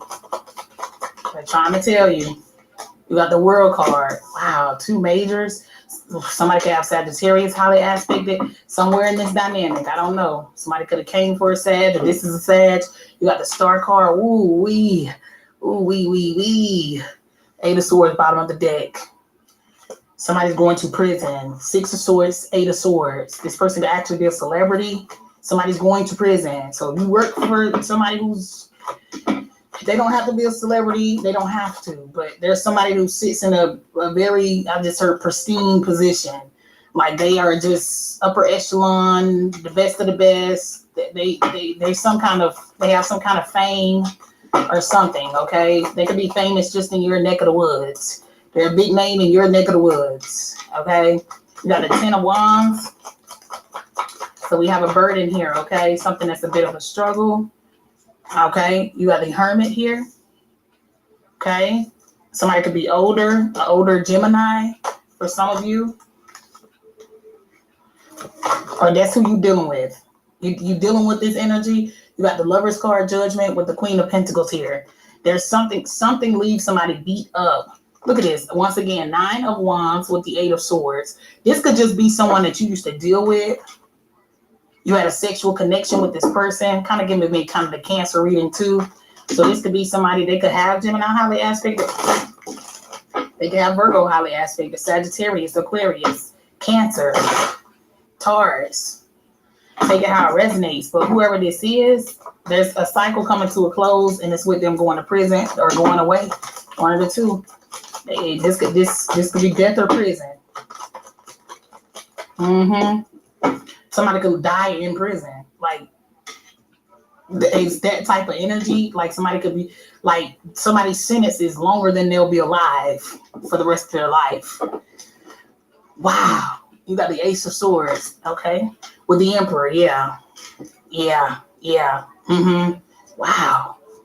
So just make sure you're on the right team. Something that has something to do with your father figure, baby father, just an older gentleman, okay? There's something going on here. Somebody has to take action. If you on this person's payroll, you better take action. If you like having money, you got the 9 of Cups because something about to get seized and everything. I think they came out in the bonuses last time. Do whatever this is quickly, okay? Whatever this is, you better do it quickly. You better make this change quickly. Some of y'all getting paid by somebody who, I'm telling you, look at this, 7 of Swords, 5 of Swords, 3 of Pentacles. You working with this energy. They're giving you the message. So 5 of Swords, 7 of Swords, 3 of Pentacles. You collaborate with this energy. You cooperate with this energy. You partying with this energy. Getting high with this energy. Drinking with this energy. Toasting with this energy.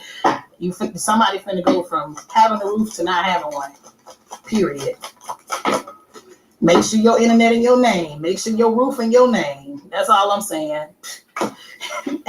Ace of Wands. I'm just saying. Make sure your phone in your name. Make sure everything you got is in your name. I'm telling you, because this person's stuff gonna get seized. All right, there's a new beginning here. And for the opposite, something else is the opposite. For those of you who've been burdened by whatever this energy is, it's just been tough. It's been a struggle. You're getting a miracle. Something is a miracle to you. Watch it happen. It's on your wish list, whatever this is. You're going from rags to riches. On the opposite, you got the magician here. Yep, you've been manifesting whatever this is, but somebody's been playing. Somebody manipulated something in the past, or they just always been a trickster, whoever this is. Knight of Wands. Yeah, whatever I don't know. This person could, something could have something to do with some kind of sexual energy. Somebody was wearing a mask in the past. Yeah, so the truth is being seen about whoever this energy is. Yeah, it's over. Like the truth is literally setting somebody free, and it's losing somebody else their freedom. Whatever this is. This could be a skeleton in somebody's closet. It's fated to come out. It's whatever this is, it's fated. However this is closing, is fated to close just like this. You got the String card. Ooh. Ten of Swords.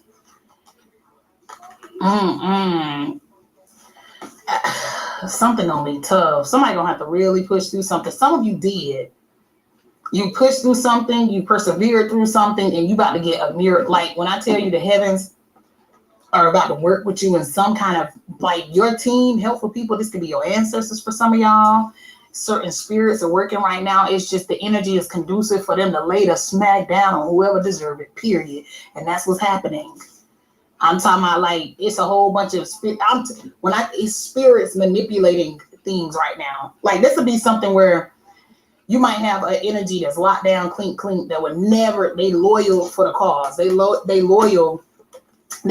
for the cause. They're never gonna like, they're gonna work for this person to the day, or this was what was supposed to happen. They're gonna work for the person, ride for the person to the day it's all the way over, right?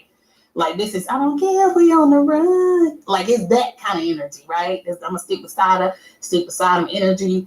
Whatever, you ain't gotta actually be with the person, but because somebody's stability is there. Okay, it's some kind of money. Like I will scheme with you if need be. You know what I'm saying? It's that kind of thing. Somebody real loyal. They real loyal. Somebody is real loyal here. But this would be something where spirits will hop in the real loyal person, or something happens or slips up, or it's something that happens here that makes it to where. It just reminds me of the card, the divine, what's the name of the deck? The divine abundance deck, where they say God can use anyone and anything. Okay, that's what this is. This is like miraculous happenings that are happening right here, where somebody may just, this is like the truth slipping out. It's like the person that means to say it, or the person that means to, it's kind of like the person that's manipulating the situation, getting themselves caught up. They accidentally tell the truth. Does that make sense? It's something like that that's happening here, where it's just like, wait a minute. Or they said something at one point in time when people like, hey, I'm telling you, that's what happened. Like in Patreon, I actually just said that. I said somebody here, something has been so long where people, like somebody has forgotten the lies. Like they're forgetting the lies they told before they got on the pedestal or on the stand or whatever the case. Take it how it resonates. But I'm just saying somebody's forgetting the lie. The initial lie, when they were actually wearing the mask, they forgot. So now it's like if people were to say, so tell us, the person is like, they playing themselves at this point. Like, oh Lord. This is like it's like the spirit of manipulation has tricked the person. Like they were able to trick other people, but they don't even, somebody didn't realize that at some point they were playing themselves or something like that. Page of Swords. Oh Lord. It's a lot of witnesses here with the Page of Swords. Oh, or a lot of messages. A lot of evidence, a lot of messages, a lot of something. Something could be seen on a platform or seen on it's a lot. Something is a lot. You got the 7 of Pentacles here. It's a lot here. 7 of Pentacles, King of Wands with the 10 of Pentacles. A lot of past things. Look, 6 of Cups, 5 of Swords. It's a lot. For some people, the evidence is a lot of kids. Like it's something like that. I don't know. It's like somebody has spewed out seeds everywhere. Somebody else was kind of getting that energy. I forgot. Somebody got that kind of energy. Somebody, but this could be some kind of sexual energy though. With the Ace of Wands here with the Page of Swords.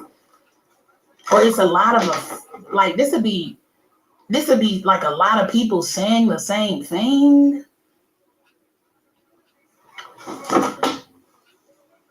Yeah, it's like something is not right too, because like this is like the repeat offender type of energy. Like how is all of this?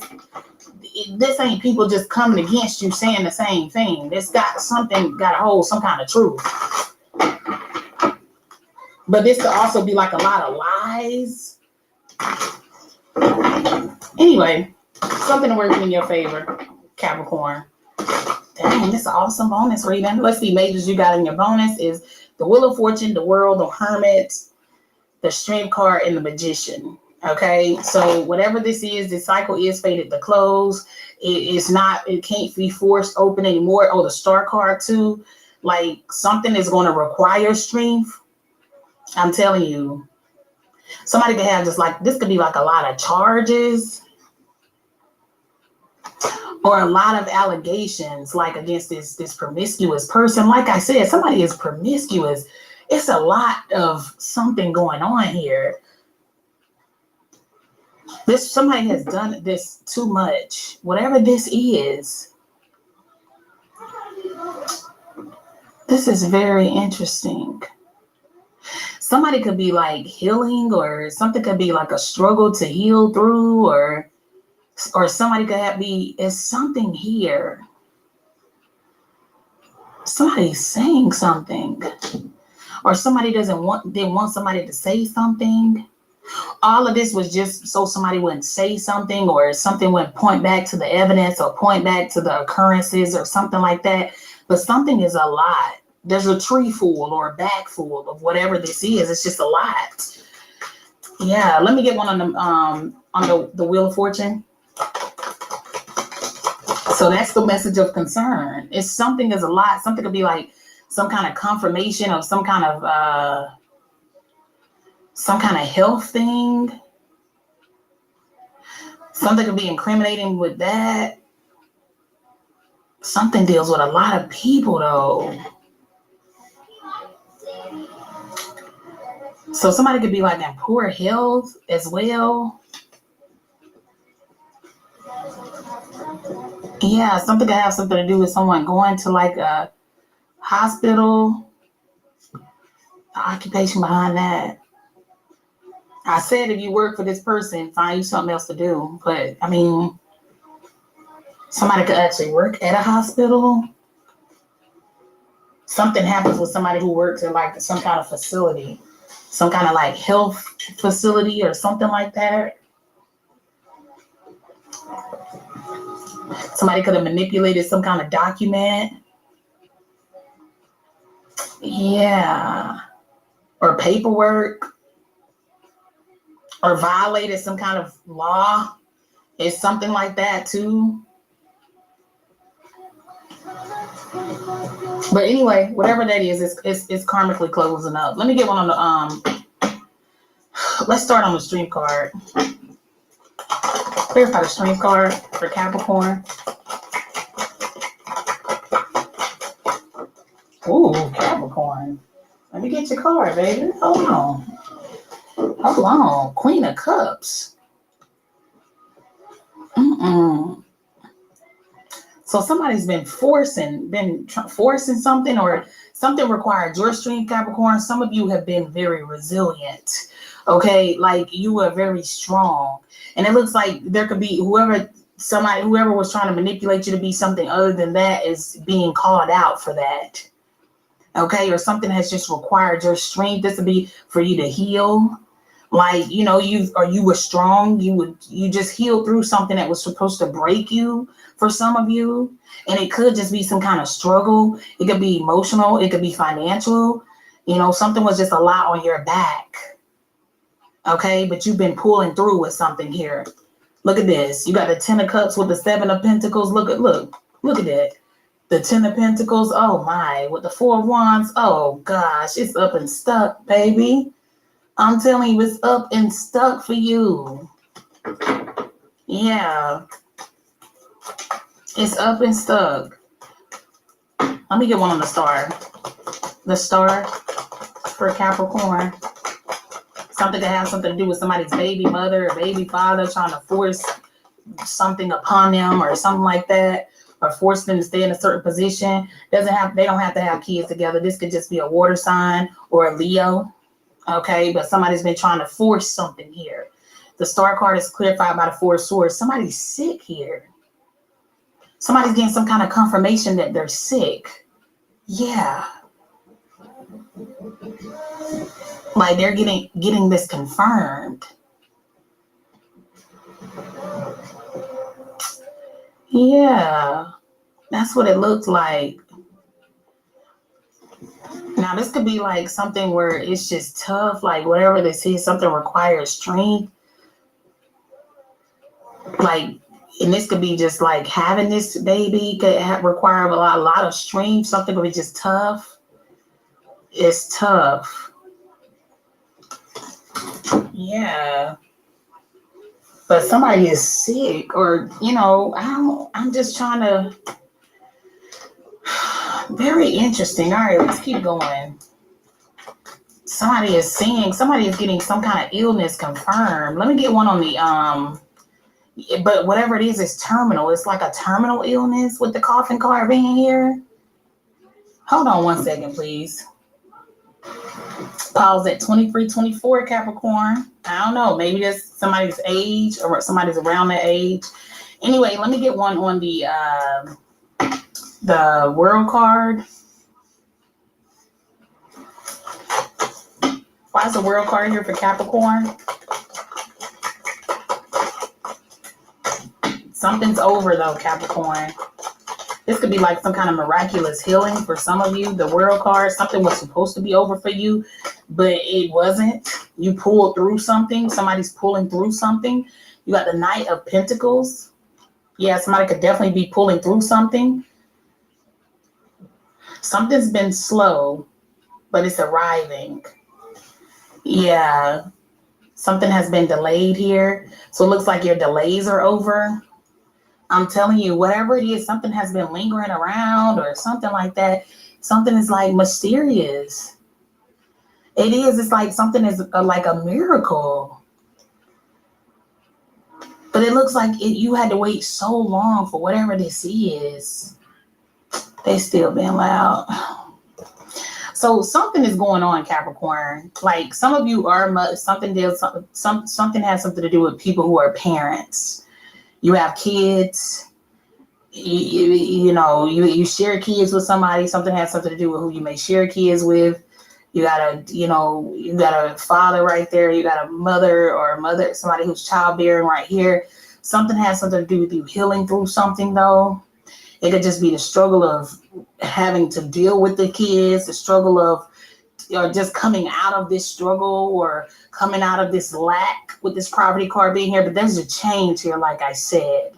And on the flip side, for the person who hasn't been giving you that 6 of Pentacles equal effort, okay, or that you haven't been feeling like it takes a village, okay, and you don't feel like you have enough helpful people for you and yours, like something is about to change about that, okay? The closing of this cycle and this coffin card is going to be very significant for you because something is miraculous for you, and it could just be the death of another person. Okay, that's what it looks like here. There's some kind of liberation over this reading, some kind of freedom over this reading. Okay, I'm telling you, these spirits are working with you to do something. They're doing something, Capricorn. Yeah, but somebody definitely is getting a message of concern. Somebody has a terminal illness here.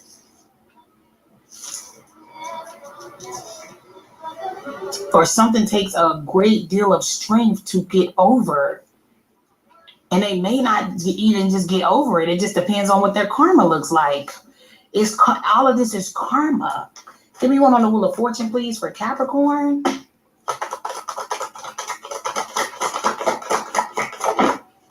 Thank you. 4 of Pentacles, lack. The Temperance, something is being balanced out. I'm telling you, whatever this is, the heavens are balancing something out for you. Giving you back something that somebody doesn't want to give you. Yeah, that's what this is. Something is also for your protection. Or for, you actually defending yourself. Standing up for yourself. Give me one on the Magician. Yeah, like whatever this is, it's something is changing. The flip side is somebody going into lack. The flip side is you coming out of lack into like big money. Let me get one on the Magician. What is this for Capricorn? Bonus message for Capricorn. The Magician is clarified by the 9 of Wands. You got the King of Pentacles here. So there's somebody here that it's kind of giving me a greed spirit. Like whatever this is, somebody is greedy. And that's why they're going into this lack. This is like having all of like everything you can dream of. Something could actually have something to do with your dreams too. Some of y'all have been dreaming about something. Y'all have been having some very, very vivid dreams. I think I already mentioned that in some of you guys' readings already, like your last few readings, but y'all are dreaming about something. Y'all just having dreams, but that's your people. Like they're giving you visions. Some of you could actually have like an extra gift.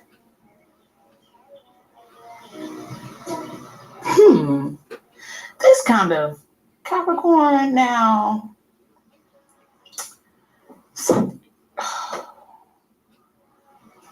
All of this noise in your reading.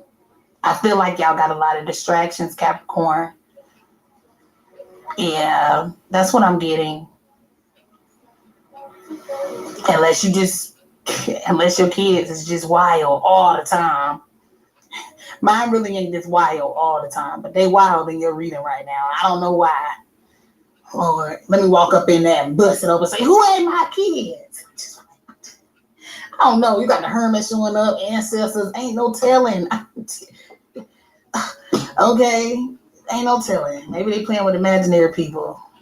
Well, never mind. Anyway, but yeah, it's like somebody's greedy here. We already had the 9 of Cups out here, but this person here has been out here manipulating things, or they've been out here manipulating you. Okay? That's what it looks like. But something's happening. This person could be having nightmares, or they scared. Whoever this person is, they know it's something about their health that's not right. They're getting nervous. They're getting antsy because it's something about their health that's not right. Yeah. Something has something to do with a Taurus, masculine. Something about their health is not right. Somebody feels off. I don't know. This person is praying for a miracle. Somebody praying for a miracle. Maybe it's not their health. Maybe it's somebody else's health that they love.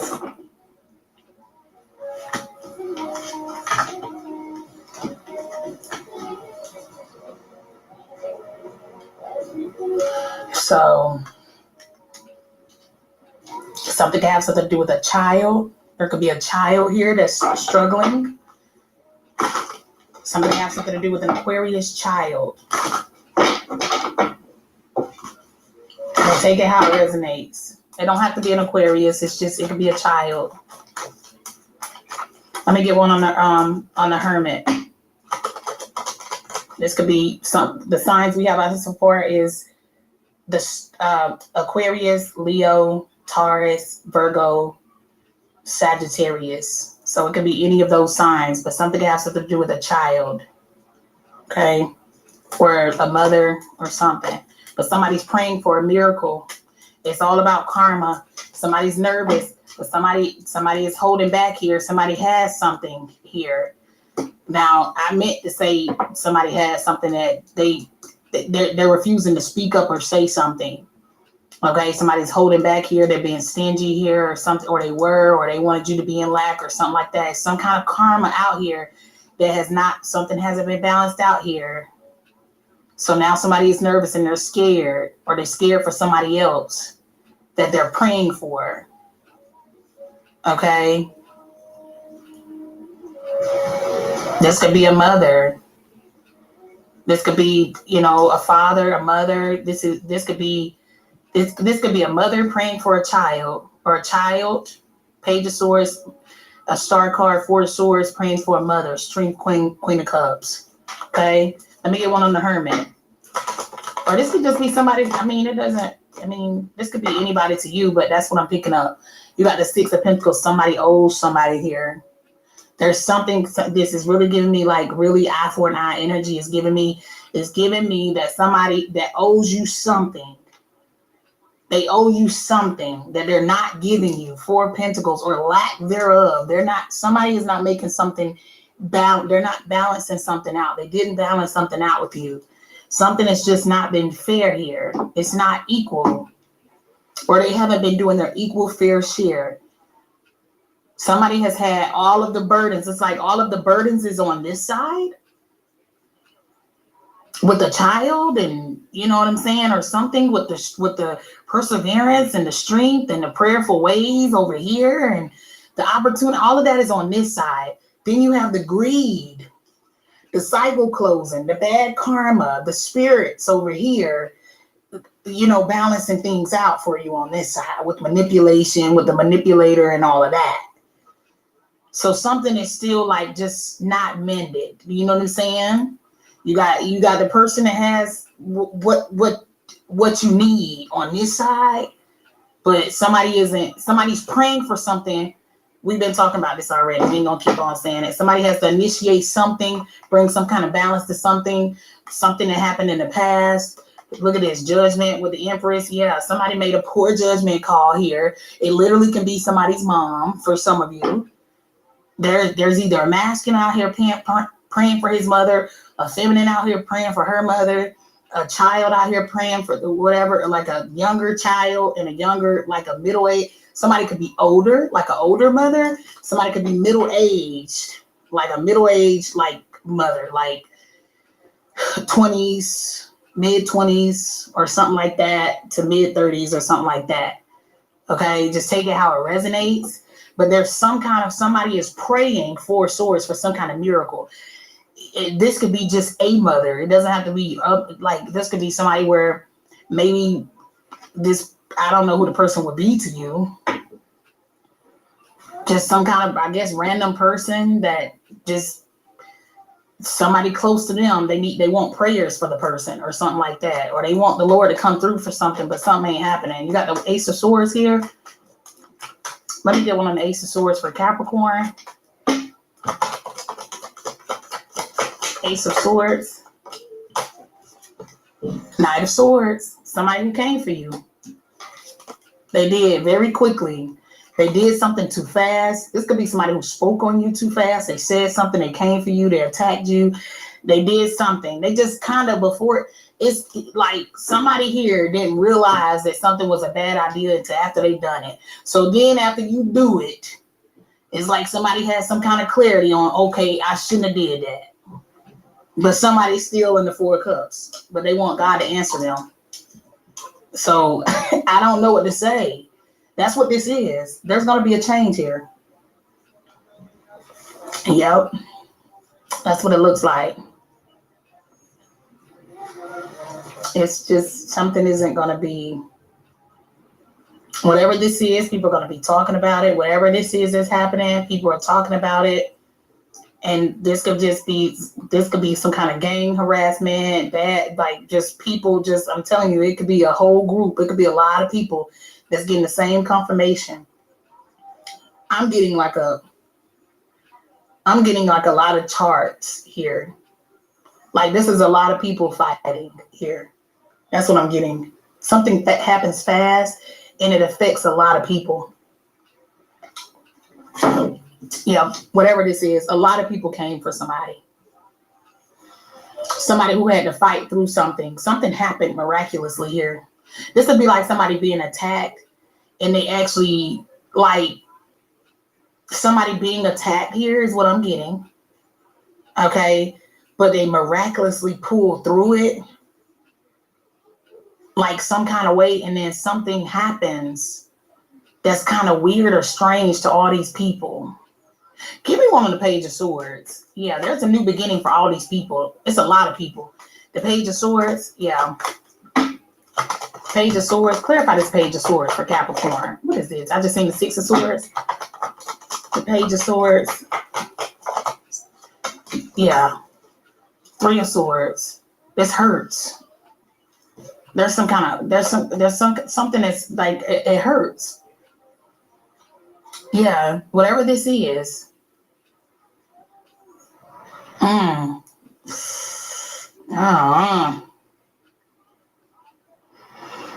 Somebody could be having some heart issues, or they're just dealing with something that's just a struggle. Somebody is achy, somebody's in pain, somebody is in the hospital, or something has something to do with someone being in poor health and something being terminal.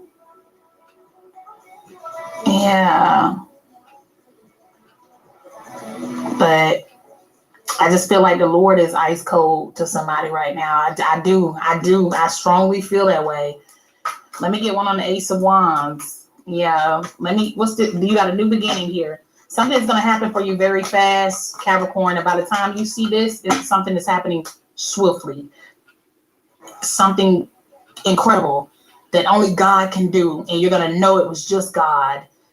Like, this could be a miraculous healing. Somebody who was never supposed to walk again, getting up and walking. And this could be something where you never thought you'd see today, where what you've seen and witnessed, you will actually see it happen with your real eyes.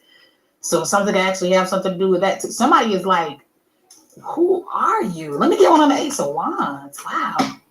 Ace of Wands. This is the ultimate believer, though. Ace of Wands.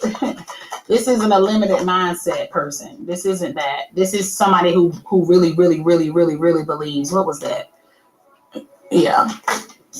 But the Ace of Wands is clarified by the Six of Cups. So whatever this is something that happened in the past. Yeah, something deals with your childhood. But something definitely has something to do with a child. I'm getting that heavy.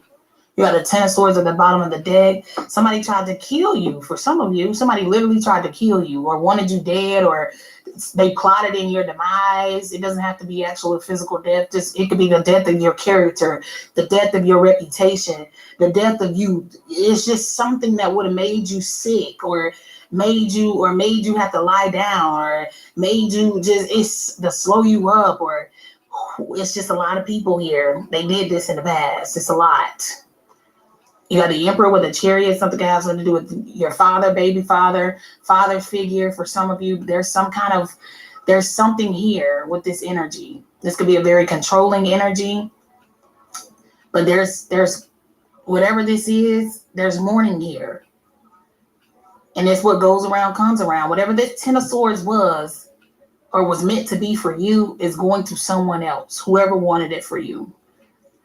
Like, this could actually be like something that could be like a, what do you call that? Somebody could be in law enforcement or do something like that. They're either law enforcement, military, something like that, uniformed services, with the Emperor and the Chariot being here. Something could have something to do with an Aries or a Cancer for some people. We already mentioned that, watch the Cancer reading. But it looks like whatever this is coming to a close. It's just ending, and it's going to be happy for you. I'm telling you, it's really something. Somebody owes you something, and somebody owes you some kind of form of expression too. But like I said, something is going to happen so fast that it's just at this point, if your phone ain't rung by now, Capricorn, they might well just lay on down and just go ahead and just let whatever coming in just come on and come. Because if your phone ain't rung by now, if you ain't got this by now, you might as well, somebody, whoever owe you, might as well just lay down and just wait on it. It's gonna be fast. Okay, let's see what majors we have out here. Like I said, we have Aquarius, we have Leo. I mean, literally from the time this gets posted, it's gonna be fast. It's 12:34 right now. Look, that what was that? A Missouri house of worship took a direct hit this weekend. Okay, but it's 12:34. 1, 2, 3, 4.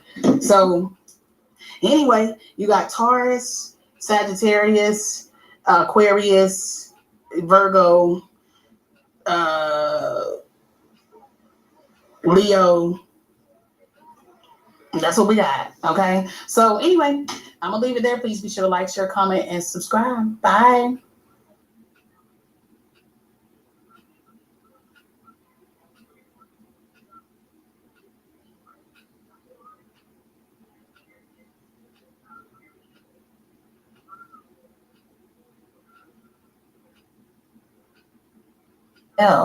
All right, Aries, we're going to go ahead and get started on an energy check-in for you. Okay, this will be for full moon and Scorpio lunar eclipse. Okay, so we're going to see what spirit has for you at this time.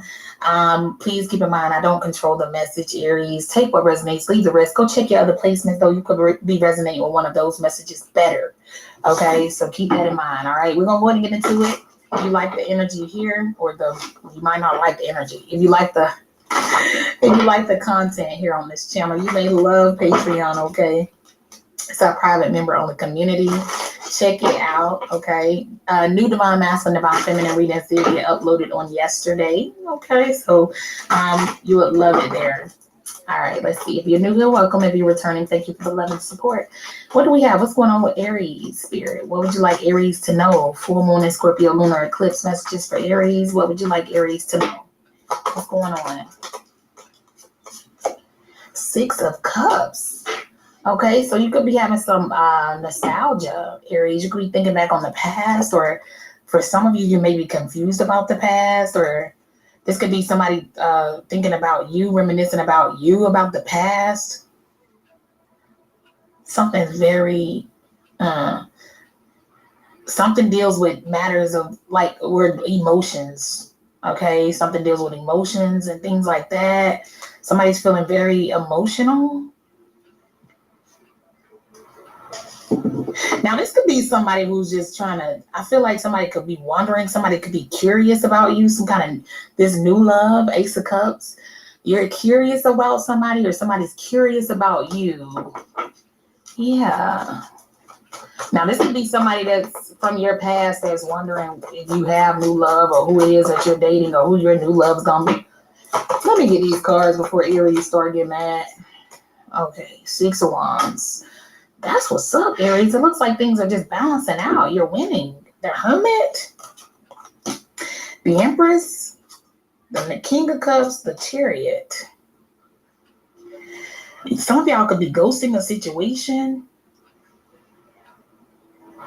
Somebody could be traveling towards you. This is very interesting. Some of you are ascending at this time. There's definitely somebody who wants to get to know you, though. They want to come towards you. They want to get to know you. Something has something to do with some kind of knowledge that you hold. The jewels that you hold. Somebody is very abundant. I mean, of course, if you're the Empress and the Hermit, come on, Aries. Let's go and get into it. I don't know. Maybe people see you like this.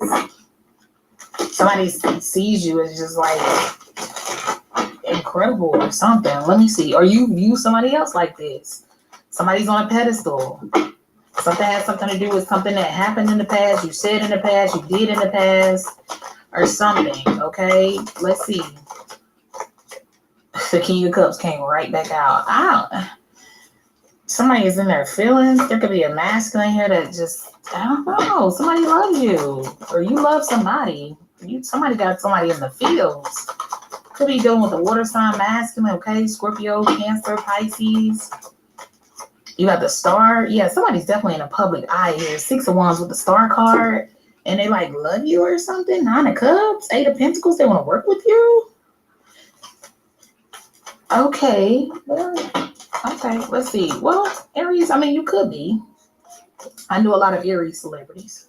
Okay, Summer Walker just came on just now. Queen of Swords with the Wheel of Fortune. So whatever this is, somebody's fated to say something to you.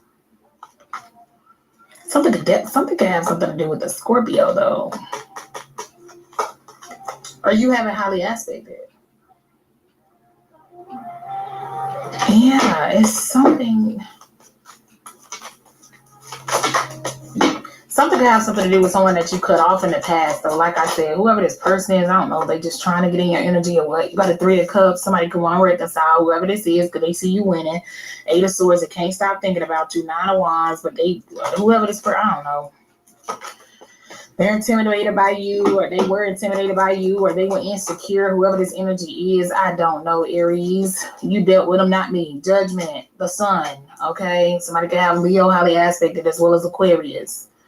Okay, yeah, but this is good, Aries. Your reading looks very good. Your major so far is the Judgment, the Sun, and the Star. This is beautiful, but something hurt somebody else, or somebody's missing you. Whoever this Knight of Wands is, I don't know. They spited you, 5 of Swords. Okay, they broke your heart, hurt your feelings, whatever the case. That's over the world. No, somehow they still want you to choose them. Let me shuffle this out. You starting to get upset. Let me see. Somebody got some nerve, Aries, is what you said. They do want to reconcile. Somebody does want to reconcile with you. 3 of Cups to the Star. They do. They feel like they love you now. Let me stop. Uh-oh. Let me stop. The pit kicking in. You got the 8 of Wands. Yeah, somebody wants to talk now. They want to talk because they see you moved on. 6 of Swords. The Hierophant. Oh, the Lord with Aries. Okay. Period. This could be a card. They want to talk to you. Maybe this was a friend of yours, or considered a friend. Yeah, blah, blah, blah. Things in their life aren't going the way they expected, so they want to talk to you now. 9 of Wands, but Aries, be accepting, whatever. 9 of Swords, bottom of the deck, 7 of Swords, okay. After they stressed you out, worried you, da-da-da, or they just wanted you, I don't know what's wrong with this person. What we got for Aries? What Aries, what does Aries need to be aware of? Somebody want to talk to you, Aries. They want to make things right with you. You got the Page of Wands. They want to send you a message. Knight of Wands. And Knight of Wands is back. You could be dealing with whoever this person is. Maybe you got a sexual connection with this person, or now they're attracted to you. Maybe now they like you. They want to make things right. They want to make you happy. Knight of Wands, 2 of Cups, 3 of Swords. There was some kind of heartbreak here, though, or hurt feelings here first. So, I mean, they miss you or whatever. It looks like they want to make you happy now because you're successful and you show up as a star and the light and the way. All right. Anyway, let's move on. But they judged you, made you misjudge you at that. Judgment, 9 of Wands. This person was very insecure. Very insecure. They were intimidated by you. They were threatened by you, whatever the case. Or they just made it seem like maybe Aries, it's like they placed some kind of label on you. Aries gonna put me in a third party. Aries talking to this person. Aries talking to that person. Aries gonna cut me off. It's like they cut you off so you can cut them off. Or they didn't talk to you so that you won't cut them off. I don't know. Whatever. They're childish. Page of Wands. This could be a childish Aries for some people. Or maybe they thought you were childish. I don't know. They didn't realize that you were a serious person until you cut them off eventually. I mean, evidently. Yeah, they didn't view you as a very serious person, but now that they're looking at it and they on your platform looking at you, they on your platform. Queen of Swords, Star card, they're on your platform. 6 of Wands, they're on your platform looking at you. And now they're like, wait a minute, I look crazy. This somebody who could have painted you out to be crazy. They did. 9 of Wands, Judgment card. They painted you out to be crazy. Or they were in some kind of group that painted you out to be crazy. Yeah, they friend group or something like that. It ain't working no more though. So now they like, wait a minute. If I get back on Aries' good side and we show back up together, or it's like everything is good, like on their platform, they got me back on their platform, or we made amends, then, you know, it could be like, you know what I'm saying? But now I just look crazy by myself. But if we just make amends, it'd be like we both were in agreement that we both had a misunderstanding or blah, blah, blah, blah, blah, blah. I'm just telling you what they're saying, Aries. It's just what it is. Just their thoughts anyway. Let me get one on the Star card. They want to make up with you because their way ain't working and they're not happy anymore. They're sad now. When they were happy, forget Aries, who cares? Nobody cares. But now, since things aren't going in their favor, whatever they thought was going to happen, I don't know. When you were crazy, everything was all good. Got that just a week ago energy. Sagittarius got that. Sagittarius, name of the reading is everything was good just a week ago. Now somebody want to call you. The rest of the title is incoming, new me, who this? You gonna be asking this person who, what? I mean, what is it? Yeah. Anyway, Seven of Pentacles. Some time could have been gone by, years even. Now this person just months, years. Take it how it resonates. That's the Seven of Pentacles. That's time, money, energy. Okay. Some of you are going to receive some kind of good news in regards to your platform and what's in whatever that it is that you do. Some of you could have a platform that has like your what you do, your talents, whatever you do on the platform. Your catalog is sick with it, and somebody loves it. Okay, somebody could want to like work with you or whatever the case, give you a call or whatever the case. Yeah, you're going into a new cycle for some of you. All right, let me get one on the Sun card, please, for Aries. You're getting some happy, good news, Aries. Something that you really want to hear, a message you really want to come through, and then you got somebody else coming through. Five of Wands. This person can have a significant Leo placement. They love to argue with you, bigger with you, play tit for tat, all of this kind of whatever the case. So they want to fight. This is somebody who could be competing with you for the most shine. This is somebody who they would have been better off working with you than against you. Or that's what it is. They just feel like they just can't win against you or something like that. You already had the Six of Wands out here. The Five of Wands clarifying the Sun card. So you're the victor or whatever this is. And now it's like, okay, wait. My way didn't work. Aries showing up late, solid, stable, loyal, whatever. All them showing up as the Queen of Pentacles makes sense because the Seven of Pentacles is here and everybody can see it. I look crazy. That's what this person is realizing. This could be somebody who lied on you because the Queen of Swords in the reverse. If you look at this card, this is the Queen of Swords upright.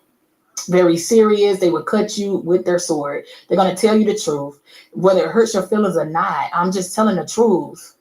But they're very, very particular about their delivery. Okay, they ain't somebody who's just going all off the deep end with their words either. They know what they're saying. Okay, very intelligent energy. They don't play the radio. But look at the liar. This is how somebody is looking right now. Like, oh man. They looking like, man, I done put my foot in my mouth. I done said some stupid don't make sense. Wait a minute. This is this person. Now they want to talk. Eight of Wands, this person wants to talk now or tell you the truth now or speak truth now to you now. But when it was competing against you or lying to you or trying to play up underneath you, I'm telling you, this could literally be like a fake friend. Somebody who came with lies, they ain't come with the truth. Now they in their feelings because they little false tree or whatever it is, I don't know. I'm trying to build a fake tree on fake grass. That's what this is. They ain't got no receipts. Something ain't adding up in their life, whether it's who they're with, their friends, their person, whatever. Something ain't adding up to this person's life, and they need you to save the day. Or if they make it up to you or make something right with you, they will feel much better about themselves. Let me get one on the Judgment card. This person reminiscing because it's Mercury retrograde, tearing them up. You got the Tower card here as Judgment. Yeah. The Tower is upheaval. It's completely dismantling something like out of nowhere. That's what this is. This person could be getting some bad publicity or something like that. Something wild could be coming out about them or something like that. Or that's what they're afraid of.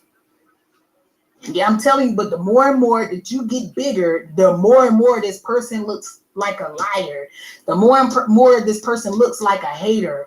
The more and more this person looks like somebody who was just intimidated by you. The more and more this person looks like somebody who was just insecure if you were ever in a relationship with them. Because you're showing up being the Queen of Pentacles, masculine or feminine. So how does that make sense? People are really looking at this person as, you must be emotionally unstable. Could be. Nine of Wands, King of Cups. Could be. So now they're being exposed. The light is being shined on them like, it's something you weren't telling us. You was keeping something from us. Yeah, this person could also be in some kind of lack. Look at this. Look at this.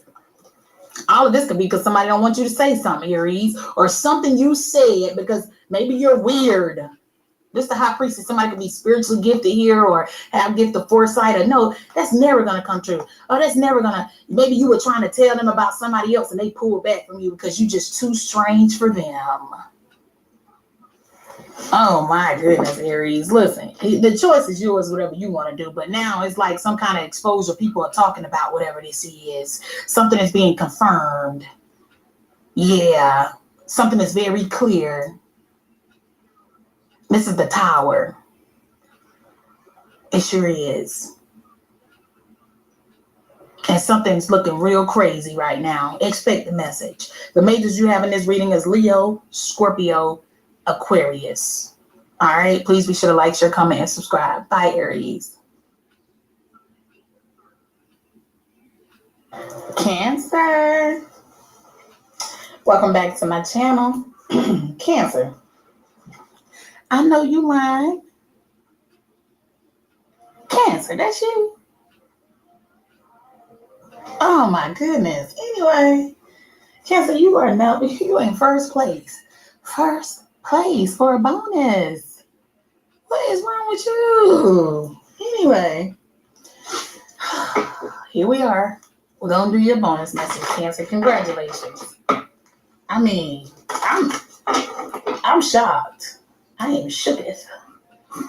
I mean, you like legit, like legit. Let's see, 6.4, 5.5. Like you legit beat out Capricorn by almost a full 1,000. Like what? Cancer?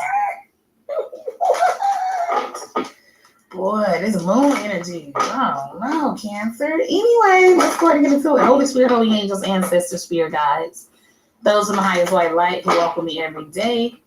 What bonus messages do we have for the Cancer? Oh my, Cancer. Is you feeling brand new or something going on? Ooh, yeah.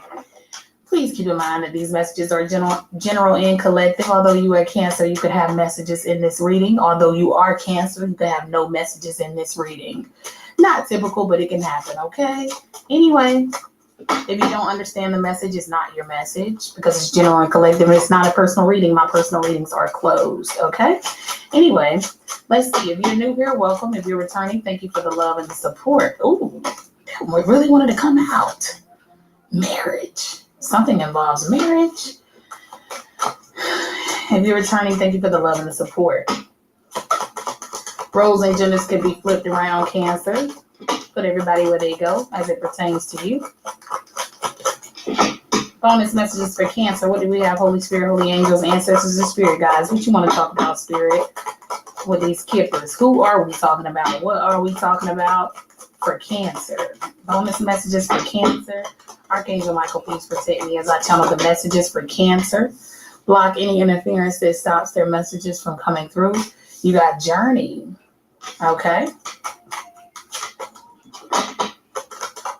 Let's see. What do we have? What are we talking about for Cancer? Toil and labor. All right, so the number 3, the number 10, the number 38 could be significant, Cancer.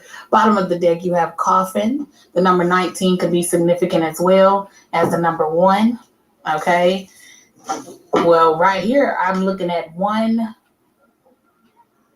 I'm looking at 11, 11. All right. The number 3 is definitely significant. Yeah. Like if I'm putting these here, well, let me move these this way. If I'm moving these here, these would actually be 11, 11 right here. Okay, because this is 1, this is 1, this is 11. Okay. So that could be significant. The number 7 could be significant.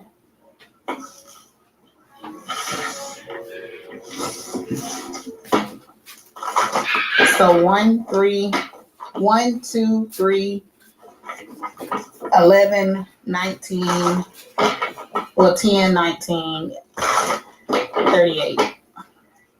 Anyway, let's see. Let's get into it. Ooh, Lord. I don't know. Some people could be traveling for a funeral.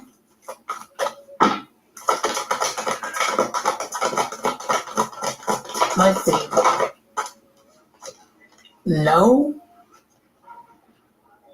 Something is a no. No? Okay. No. What? Cancer, what is this? It's kind of like somebody could be trying to take another route. It's like being told no, and somebody's trying to take another route, and they're still getting told no. It's like, no, there's not. This is giving me there's no way out but death. What is this? Cancer? See, oh no.